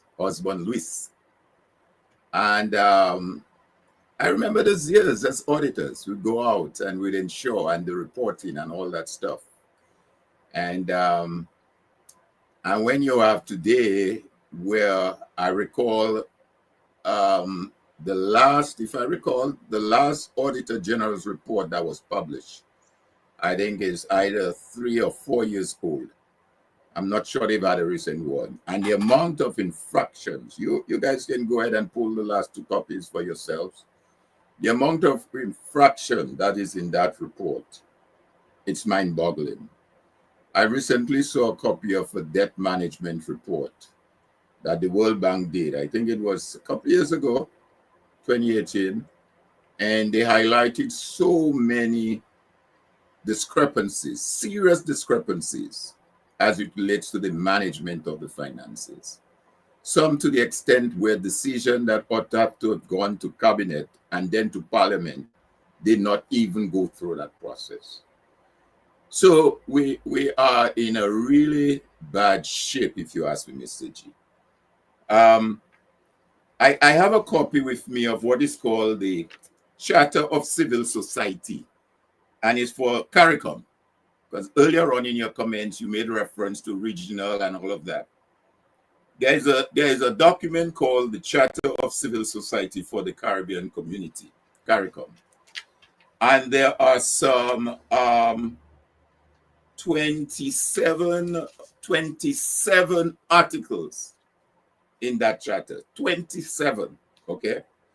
That was developed back then when Edwin Carrington was the General Secretary. I'm sure you know Edwin Carrington very well. And Article 17 of the Charter speaks to good governance. Good governance, all right? The state shall adopt and implement all appropriate measures to ensure good governance, which is just, open, and accountable. The state recognizes and affirms that the rule of law, the effective administration of justice, and the maintenance of independence and impartiality of the judiciary are essential to good governance. And it goes on and on and on to highlight what it considered. It goes further to say the state shall undertake to foster continuous greater cost effectiveness in their operations. And it outlines there, as I said, all of those principles. But more interestingly, at Article 24 speaks of awareness and responsibilities of the people. Awareness and responsibility of the people. And the second item speaks to A, the inculcating, nurturing, and demonstration of love for one's country, and the participation in the electoral process as far as the responsibility. And I'm saying all of this to sort of piggyback on where Gebo left off. The fact that we have as a people to show a certain level of responsibility. And that's why I even asked the question earlier. At how long again do we continue having that conversation? I mean, Gebo talked about when he and Irvin, and Gebo and I have had that conversation many times. You know the amount of dialogue and discussion we had at an institution called the public library? In the yard of the public library, on the step of the public library, inside the public library. You know how much conversation that took place in that yard? How many ideas that germinated there? How many discussions that started there as young men then? And after several years, after almost 8-9 years of a hurricane, we do not have a public library institution in Dominica. Not one. Not one. Where I live, in the area where I live, maybe I have about, there must be at least 4 libraries in my area where I live, in that little area of where I am. And we do not have a public library.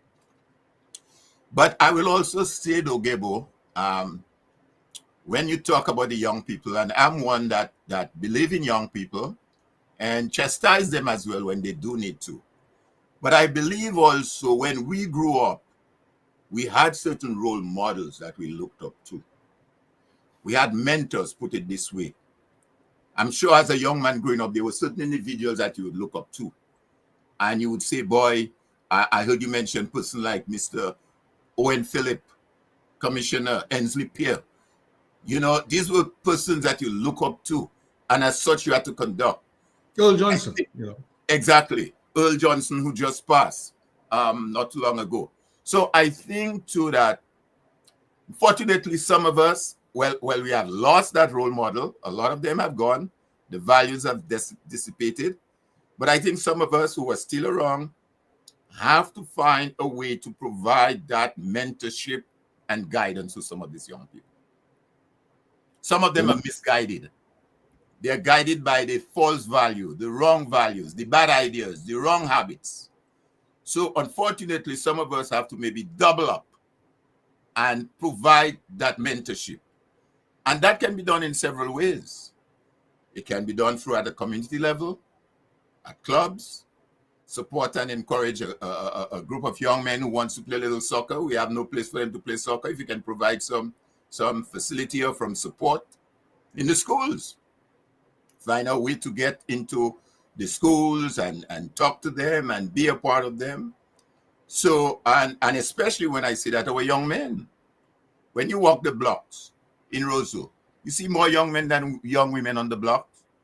Who do you see on the blocks? In the C1 and all of that? A lot of young men, 18, 20, 21, young men.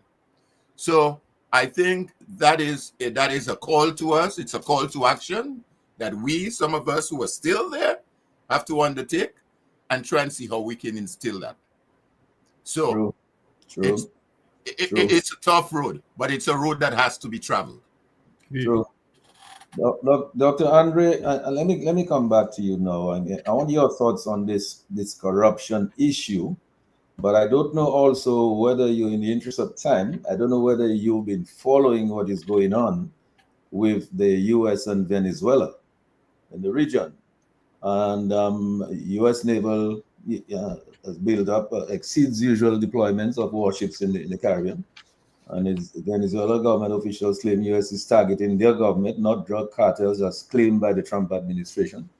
Experts suggest the U.S. seem determined to bring about regime change in Venezuela, not really focusing on drugs.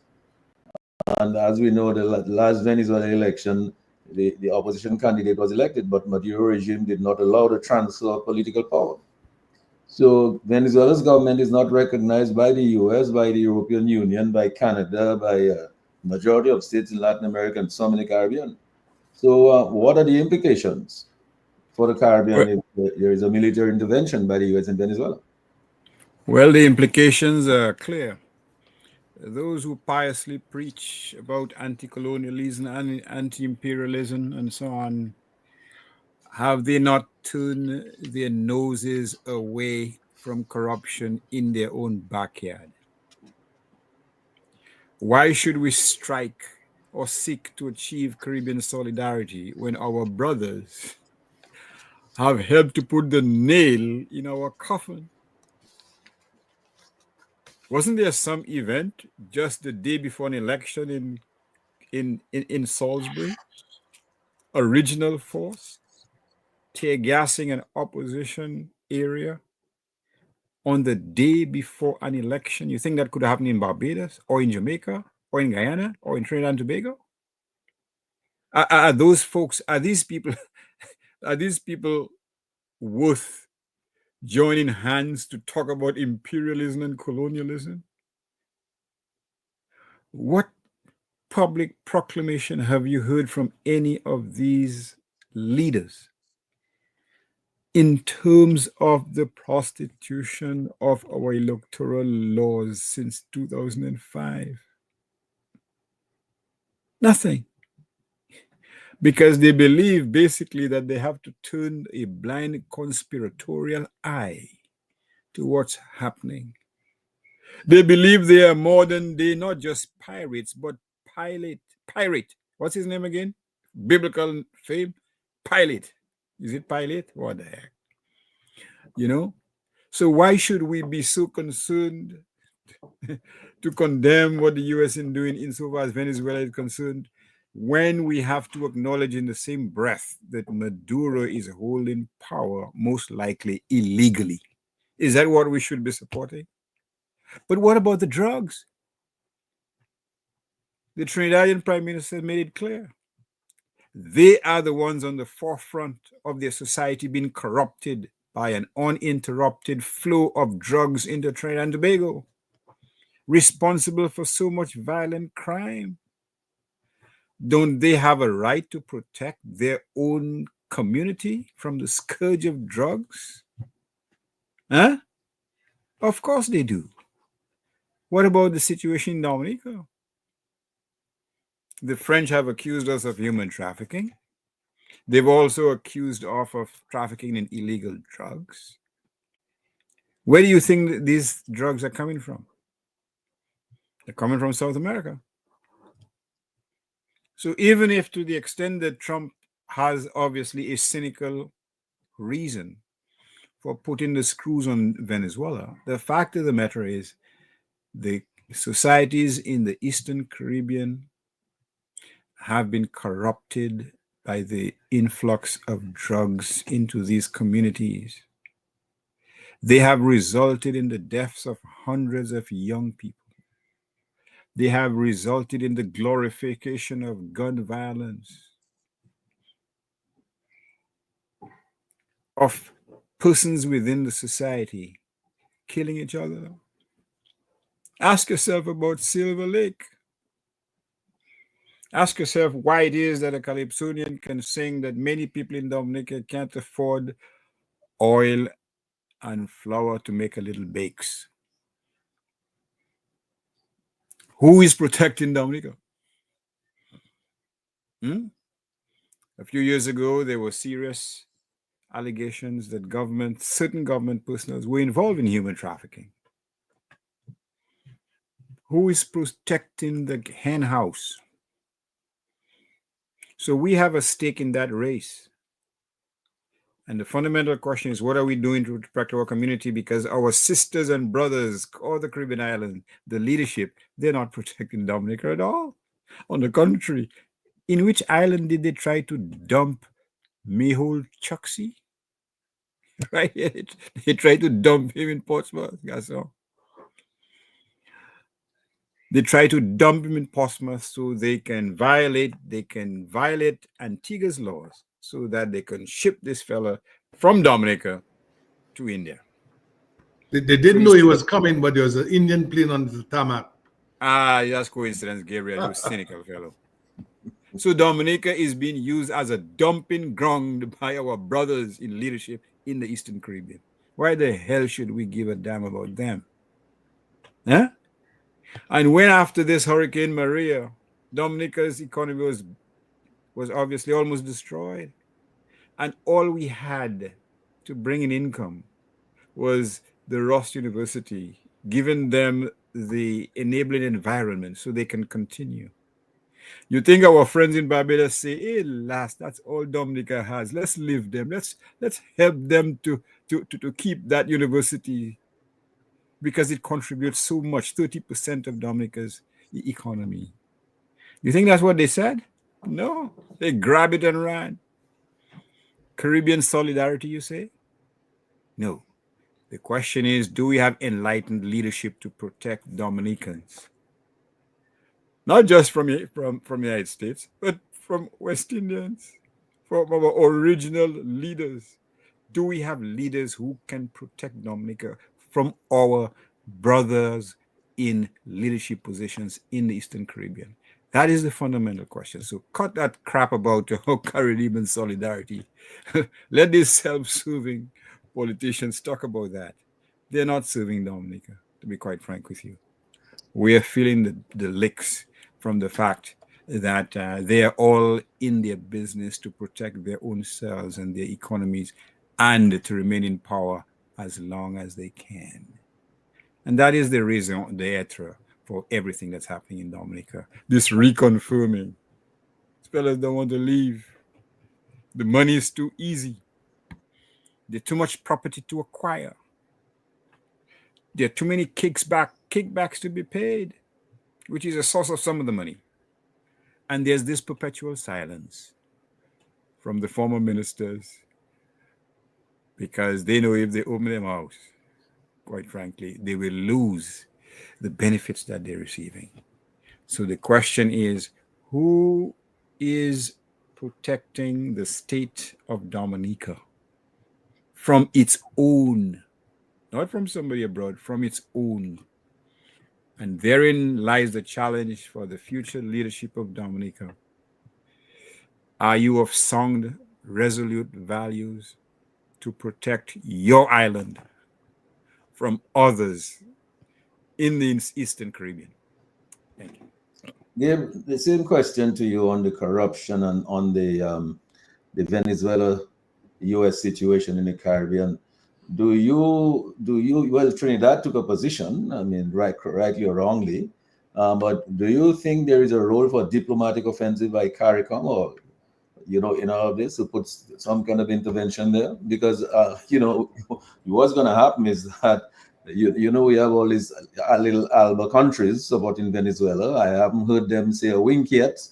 Well, you shouldn't expect much from them, because the point that Irving was making, which I endorse, is that the so-called Alba countries, many of the leaders are kleptocratic and anti-democratic.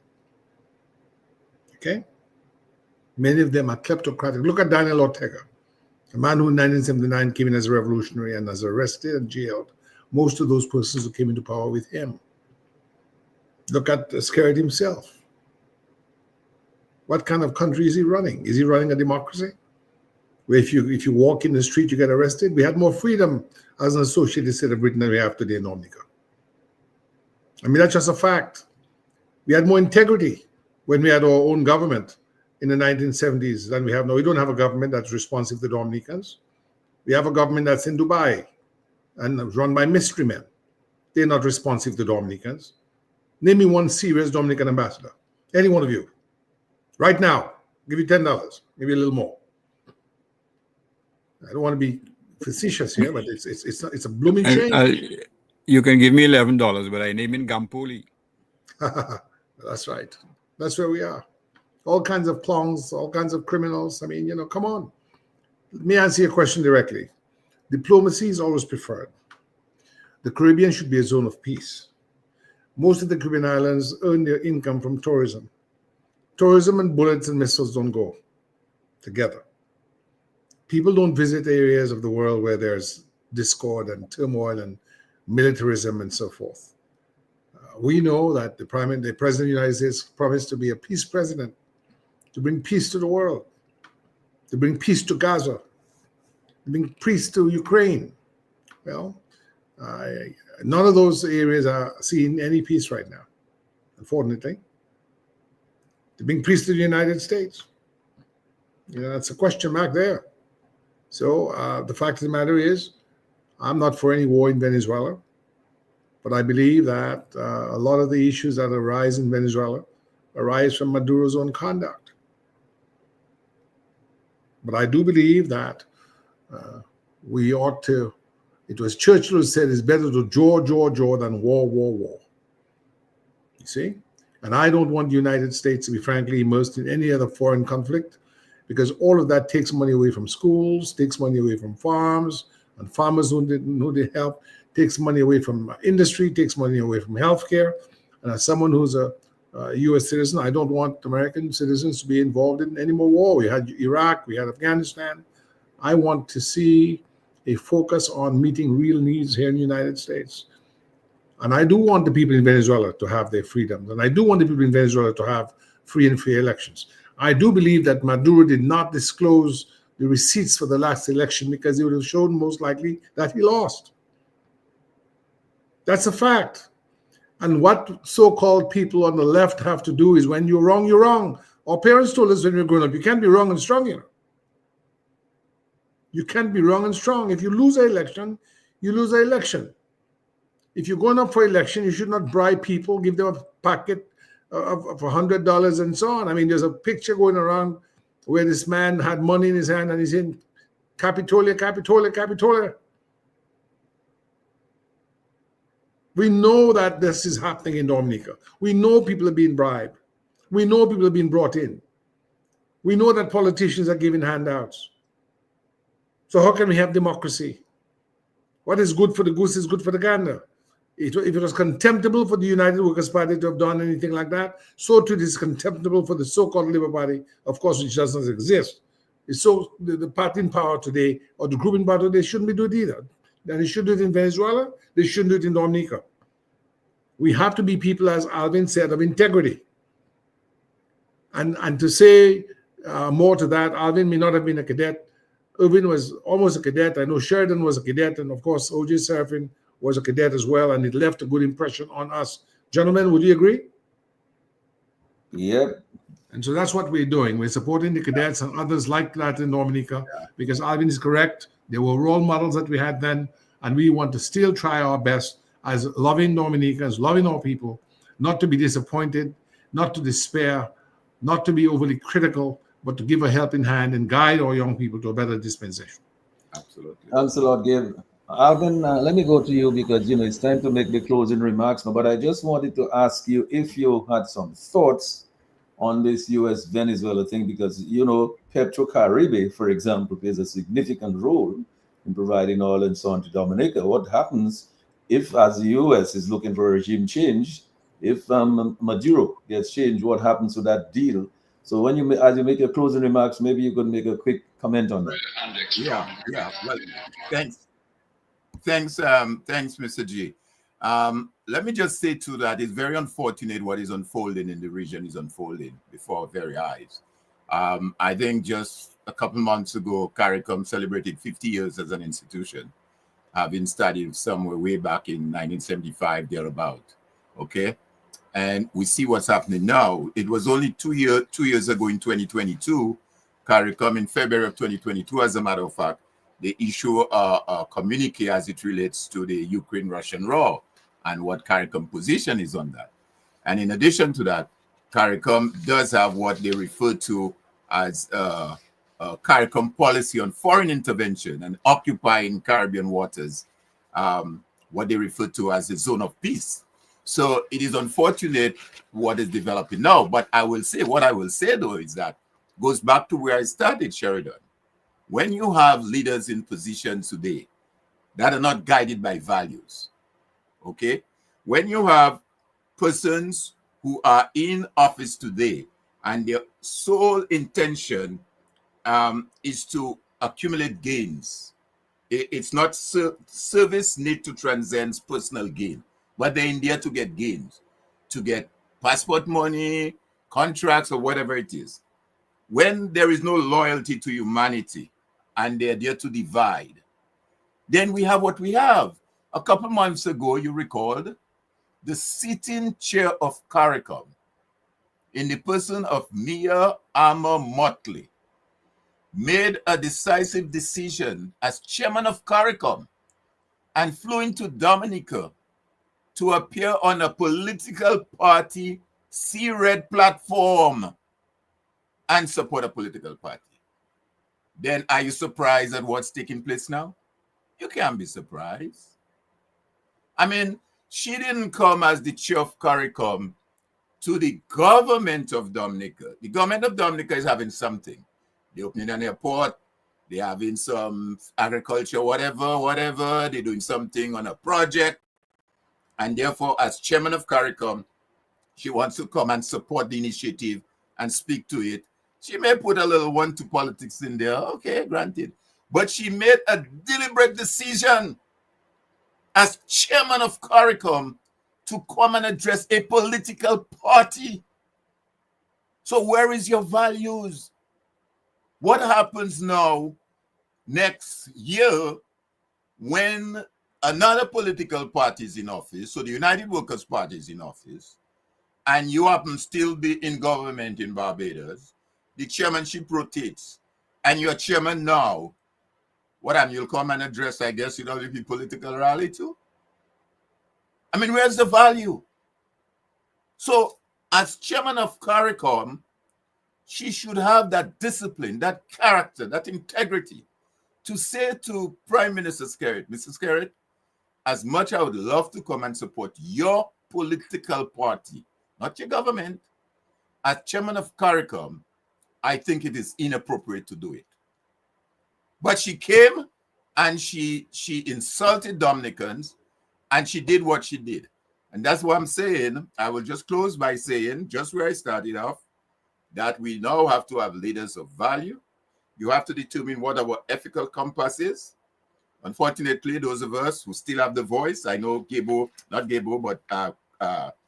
Irvin asked, where is the collective voice? I think those of us who are still able to provide that collective voice need to provide some guidance to our young people, in particular our young men. And I would hope that part of what comes out of those kind of discussions that we're having is that we can move forward with that in mind. Quite apart from just ventilating the problems, articulating the problems, but we can say, this is where we can start. And each person, each one of us has the power and the responsibility to change the world. Each one of us in our little way. Thank you, Alvin. Appreciate that.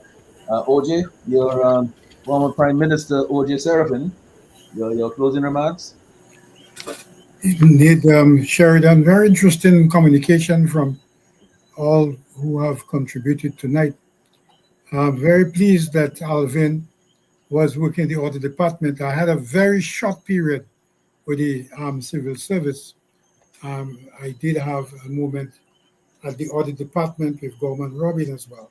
Wow. And with also Luis. Oh, yeah. And with persons like Sims. Mrs. McIntyre and some people like that. Oh yeah, those were the good days, boy, OJ. Good days. Yeah, Good old there's days, a boy. messenger called Bosi there. Boasty. All right.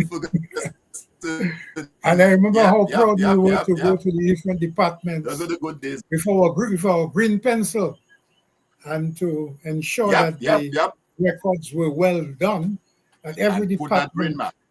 Mm-hmm. would put that green mark, right?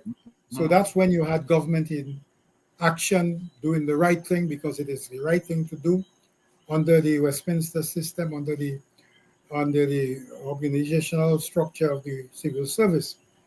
And so these are good days.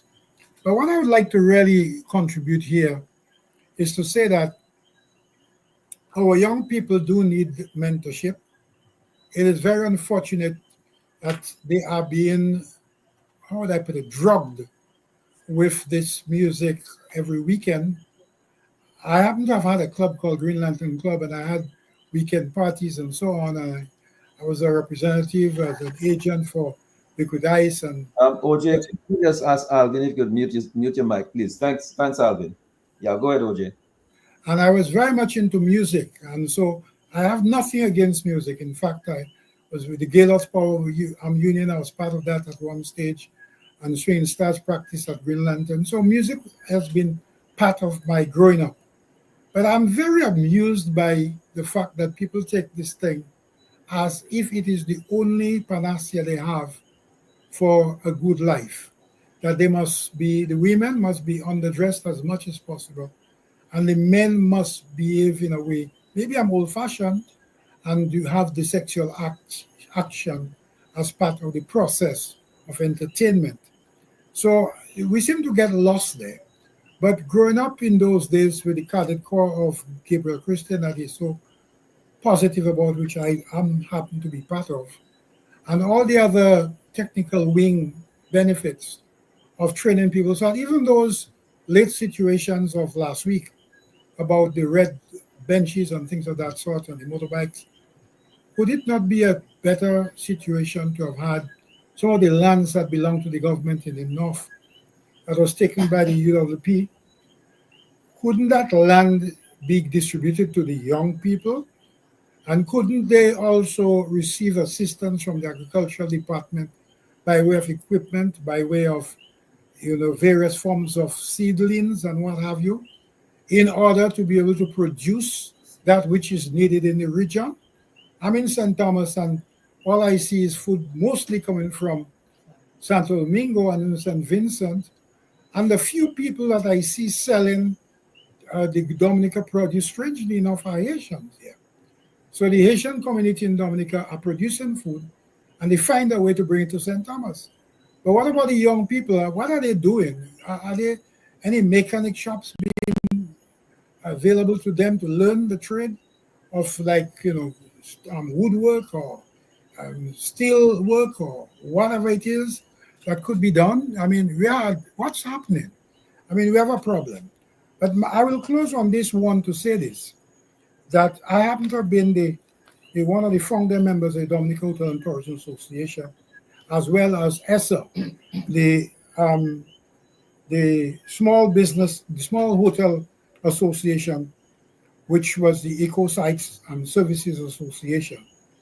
And there, about 10 years ago, if not a little bit more, 90% of the hotels of Dominica are owned by the indigenous people of Dominica. The Anchorage, the Evergreen, the Cicero, the Hummingbird Inn, the Showphilia, the Papillot, and Floral Gardens, and you go on and on and on. But when the big money opportunity came for reinvestment in the hotel industry, everybody who was in that local industry of hotel development were left out, except Sam Raphael, who was able to get the benefit of a good relationship with the Prime Minister. But everybody else have been left aside, and all the small hotels are either closed or partially closed, including the Garaway Hotel.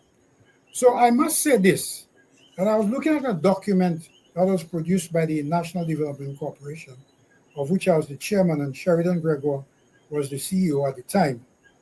And it was talking about financing. And there's something that pops up at me. There's a paper prepared for cabinet of the Edison James UWP government. And it says as follows: insofar as financing is concerned, any valuable solution must take into consideration the commitments of the aid bank to its creditors, which happens to be hoteliers. Notwithstanding, it is clearly evident that our small hotels cannot successfully operate within the confines of the current financing plan. Therefore, it is necessary that a refinancing plan is developed for local hotels to permit their viability and to avoid the transformation of ownership from indigenous investors to foreign investors. I rest my case. What happened with the CBI money, with the five-star hotels? Isn't it mostly owned by foreigners? Why was the CBI money not allowing the aid bank to be refinanced, clear the debts, and allow the improvements of those indigenous hoteliers to be able to move into the 21st century with the strength, the courage, and the wisdom that saw them in the beginning of the direction that they took in building those hotels? My question is, what pressure is necessary from the Dominica Hotel and Tourism Association to demand that CBI is almost closed down, but before it's closed down, that funds could be made available to those of us who are indigenous hoteliers of Dominica? Well, My case. the problem, OJ, is that who is speaking for the private sector? We're not But you hearing. have a Dominica Hotel and Tourism Association. You also have a Dominica Association of Industry and Commerce, but you're not hearing any of those organizations speaking for those sectors. This is the dilemma. Well, what has happened here is a conversion. You know what transpired? The social revolution seemed to have dulled the senses of people. Those persons who were Malawi before, who were called Contribuki before, and who were, put this way, less able financially than their parents were. Once they got an education and they found a way in which they could exert some level of sophistication and importance, they've forgotten the fight and they've forgotten the struggle, and they have left the struggle to those who are less equipped than they are, although they were given the education that was given to them that the former ancestors did not have. So I suggest that the young people who are now educated need to re-examine themselves. They have failed us, because those of us like Gebu, like later, like Sheridan Gregoire, like Dr. Andre, who are all on this program tonight. Your families were persons who strive to bring us to a certain level of excellence, to be able to meet the challenges of the life that we had. We did it successfully. All of us on that platform today are reasonably well off in terms of lifestyle, but we haven't forgotten our responsibility. We did what we have to do. We're asking the young generation of today to please do what they're supposed to do in honor of their family and leave the CO for another time. That's my contribution. Thank you, OJ. Thank you, OJ. Gabe, your closing remarks? I just want to endorse everything that my brother OJ has said, my brother Irving, and brother Alvin, and yourself, Sheridan, as well as Lambie. Because as I sit here a few weeks from now, it'll be 25 years since Rosie Douglas suddenly left us. His sacrifice was followed shortly thereafter by another sacrifice. Pierre Charles. They were both on the Committee of National Salvation, dead. Does the government in power today remember them? Can they say that they're following in their footsteps? Can they say that we're an independent nation? What independence do we have to celebrate when we're ruled by a clutch of mystery men out in Dubai and other places unknown? When we are represented by a coterie of mobsters all over the world, looting our good name, plundering our reputation, our young people doped up, and when the police try to put a stop to what is obviously a hand-to-hand drug transaction area, they're made to look the fool in the public eye. emasculated, castrated, disempowered. And as Brother OJ said, if they really cared about Dominican young people, they would organize vocational institutions where they could learn the rudiments of agriculture and plumbing and carpentry. Today, we have Chinese building almost every single major project. When I grew up in Dominica, Dominicans built Dominica. That didn't mean we didn't have a few engineers and architects from overseas, OJ. But who built the ministry? Who built the police station and so on? Who built the different schools? Those were Dominicans. Today, all of a sudden, Dominicans cannot work. And so, those persons who want to go down and support a cruel festival where all they bring are bandits and criminals to entertain people for 3 nights, good luck to you, good riddance. You'll not find me in that retinue. I have no interest in it because it has diminished the respect the Dominicans have for Dominica. Dominicans, what is your image of yourself? What is your self-image? Have you no shame? We can proudly say we've never forgotten Dominica, and we put our monies where our mouths are. Even where sometimes we make the donations to the cadets and so on are stolen, converted, taken away by those who should know better. More on that later. So we haven't forgotten our young people. We do the best we can. But the question that I have to ask is the one that O.J. Serafin asked. What Dominicans is that image you have of yourself? Who are you? Take a look in the mirror, Dominica. Take a look in the mirror and tell me what you see. And ask yourself, is that the country that you want to bequeath to your progeny, to those who will come after you? Are we not ashamed of ourselves? Hurricane David came and taught us a lesson, and we got out of it by moving in the direction of good governance. Maria came and we did not learn the lesson. We used it as another opportunity to divert funds to personal and other use and political power. My friends on Dominica, stop the bleeding, stop the misguiding, and ask yourself, what is the mirror image of leadership you seek? The hero lies within each and every one of us and each and every one of you. Thanks, Gabe. Dr. Andre, your closing remarks, but I suspect that let me just make this comment before you make your have the final word. O.J. Serafin, I'm so glad that you came on this program tonight because you've told your story, and I believe there's a lot more that you need to tell. I believe you should have a word with Dr. Andre to write some of that history, because I believe you certainly have a lot to tell, all right, because of your experience in all of this. But Dr. Andre, you have the final word? Well, let me thank you for inviting me. Let me congratulate the panelists. Let me congratulate Mr. Serafin. I must say that honestly, that I heard some additional information about his tenure during the CNS and in its aftermath that I wasn't quite aware of, and I hope I can have an opportunity at some point to have a little chat with him, so that he can his contributions could be officially documented and recorded as part of that long tapestry of Dominican history. And today we stand at a juncture, at the intersection, so to speak, where we have to reflect on the fact that that rich history, quite frankly, is not being manifested as we speak. That rich history stands the chance of being lost. There is always hope. Certainly there's hope when folks are prepared to come on a public program to speak of what ails us, to speak of the shortcomings of our leadership, and to dream of something much richer, something much healthier than what obtains today. And therein lies the hope of our community. I still have a hope, as I suspect all the other panelists.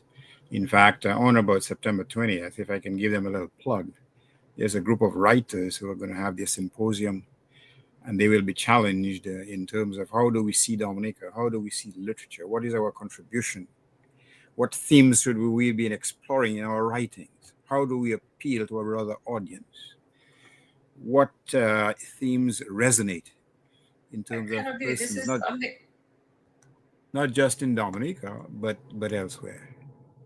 And it seems to me that it is only by enriching ourselves with the developments and achievements of the past that we can be reinforced to do better, to aspire to do better, and to realize that, quite frankly, what obtains now can be improved tremendously. And we have to infuse or imbue in the minds of our young people that salvation lies within each and every one of them. Yes, obviously they can read the good book. Yes, obviously they can do well in their exams, whatever they call them these days, whether it's CXC or whatever, I don't know. But quite frankly, what is success if it is not transmitted to another individual? What is success if when you achieve or when you reach that door of privilege, you shut it closed, as opposed to keeping it open for other less fortunate brethren to come within it and enter the portals of achievement and contribution? So it is just not a matter of education per se. It's a matter of education of our young people in a manner that gives them the belief that they have to help others and they have to help their community and they have to help their island. That is the only way that we can achieve salvation right here on earth, or right within the confines of that 300 square mile piece of rock in the Caribbean. And so as I leave here, as I said, I'm reinforced by what Alvin has said, by what Gabriel has said, by what Honorable OJ Serafidis said, Mr. G, by certainly your courage in hosting a program such as this. I know that people like Clarence Christian would say, oh, Zana in the highest. What a nice man. But to be damned, speaking truth to power, one has to pay a price. You know that you're doing well when there are persons who do not like the message that you're imparting, when they switch off their radios and they listen to some type of music instead of listening to something that is inherently gratifying and transformative, hopefully. And sometimes every journey begins with one small step. Sometimes a movement is started by one person hearing the right message at the right time. So let us not despair. Change will not come overnight, but if we can ignite the process of change, then we would have done our part. So thank you, folks. Thank you. And hopefully I'll be in touch. Thank you very much. Thank you, Irving. Thanks, Gabe. Thanks, OJ. Thanks, Alvin. Thank you so much, Lambi and Sherwin, and all of the folks who are on Facebook and YouTube, and all of the folks who are listening to the live stream on the internet or live on the radio. Thank you so much for staying with us tonight. So until next Tuesday on maybe a different topic. So good night, everybody. Good night, Irving. Good night. Good night, Take care. Good night, everybody. OJ, take care, man. All the best. Thanks, OJ. Yeah, it's a pleasure. We'll talk. I really enjoyed it. We'll talk. Take care. Bye. Yeah, Okay. take care. The Global View on Q, the big station. Insights into where the people of Dominica and the Caribbean came from. Understanding our past, embracing our present, charting the way forward into our future. Together, eliminating poverty, embracing justice, peace, and togetherness. The Global View on Q, networking Dominica with the rest of the world. The experts are in the house from Dominica, Canada, the Caribbean, the United States.